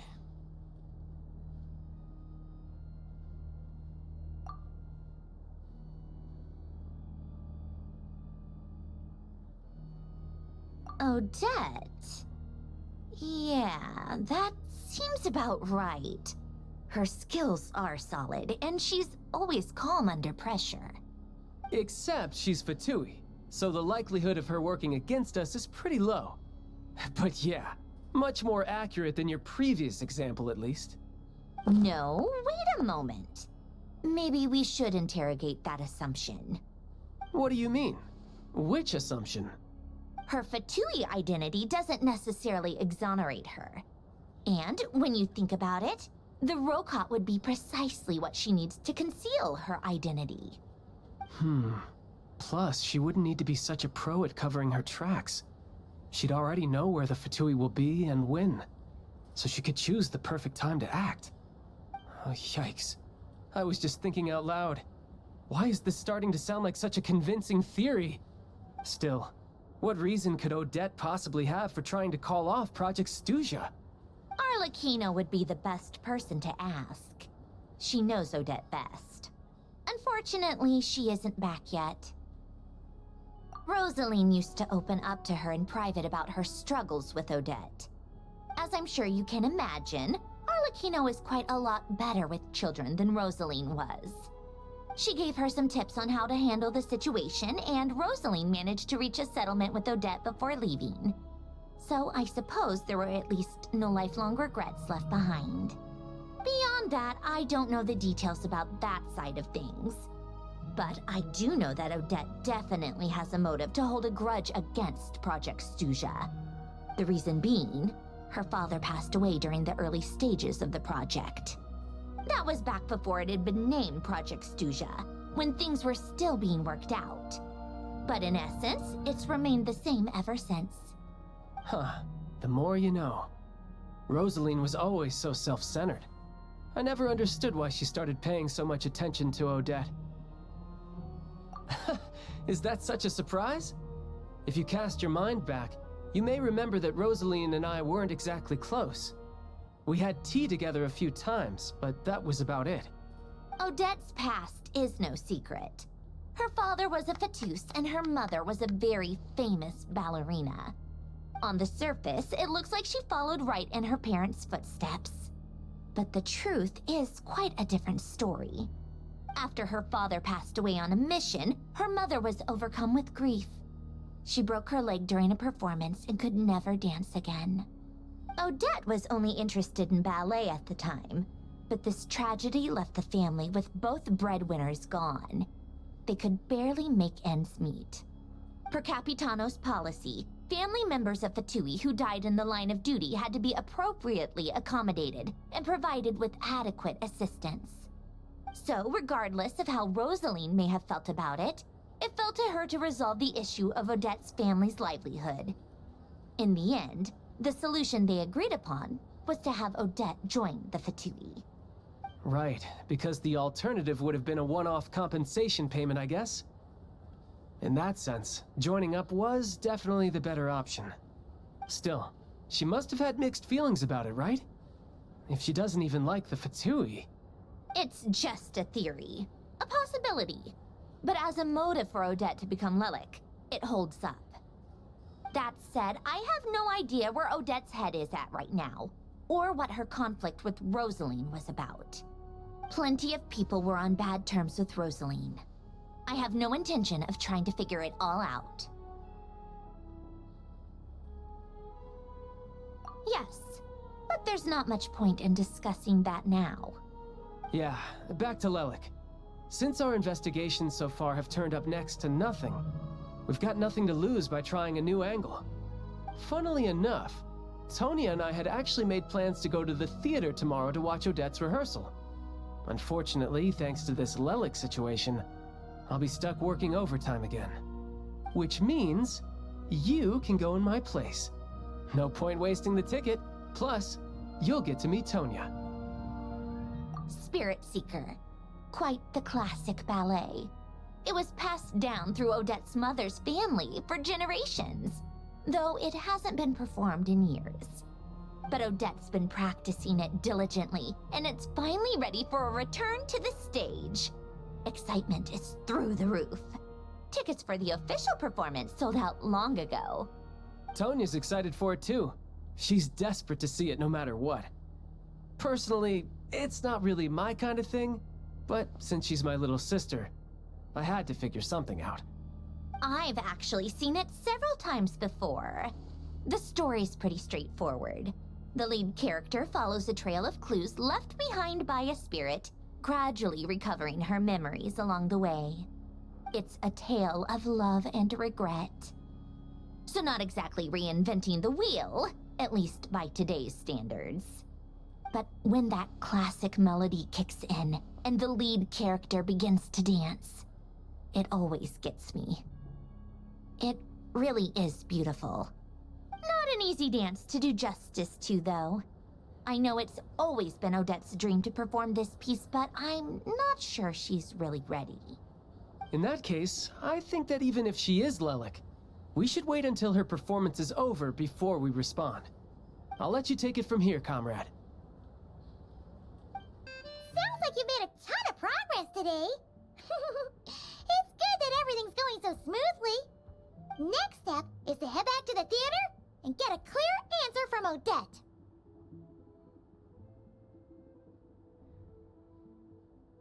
Either way, Paimon doesn't get the sense that she's a bad person.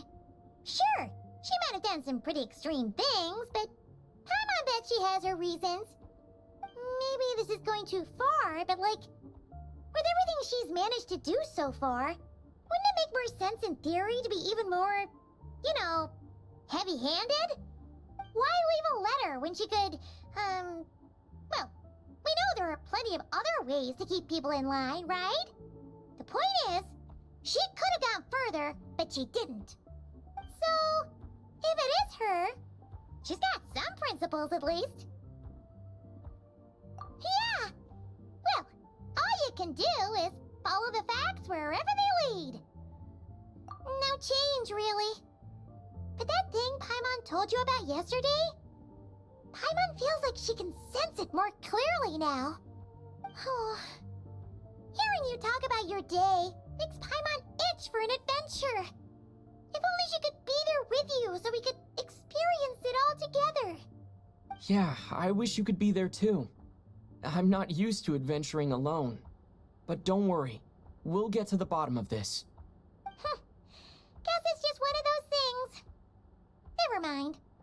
Paimon will behave herself and keep resting.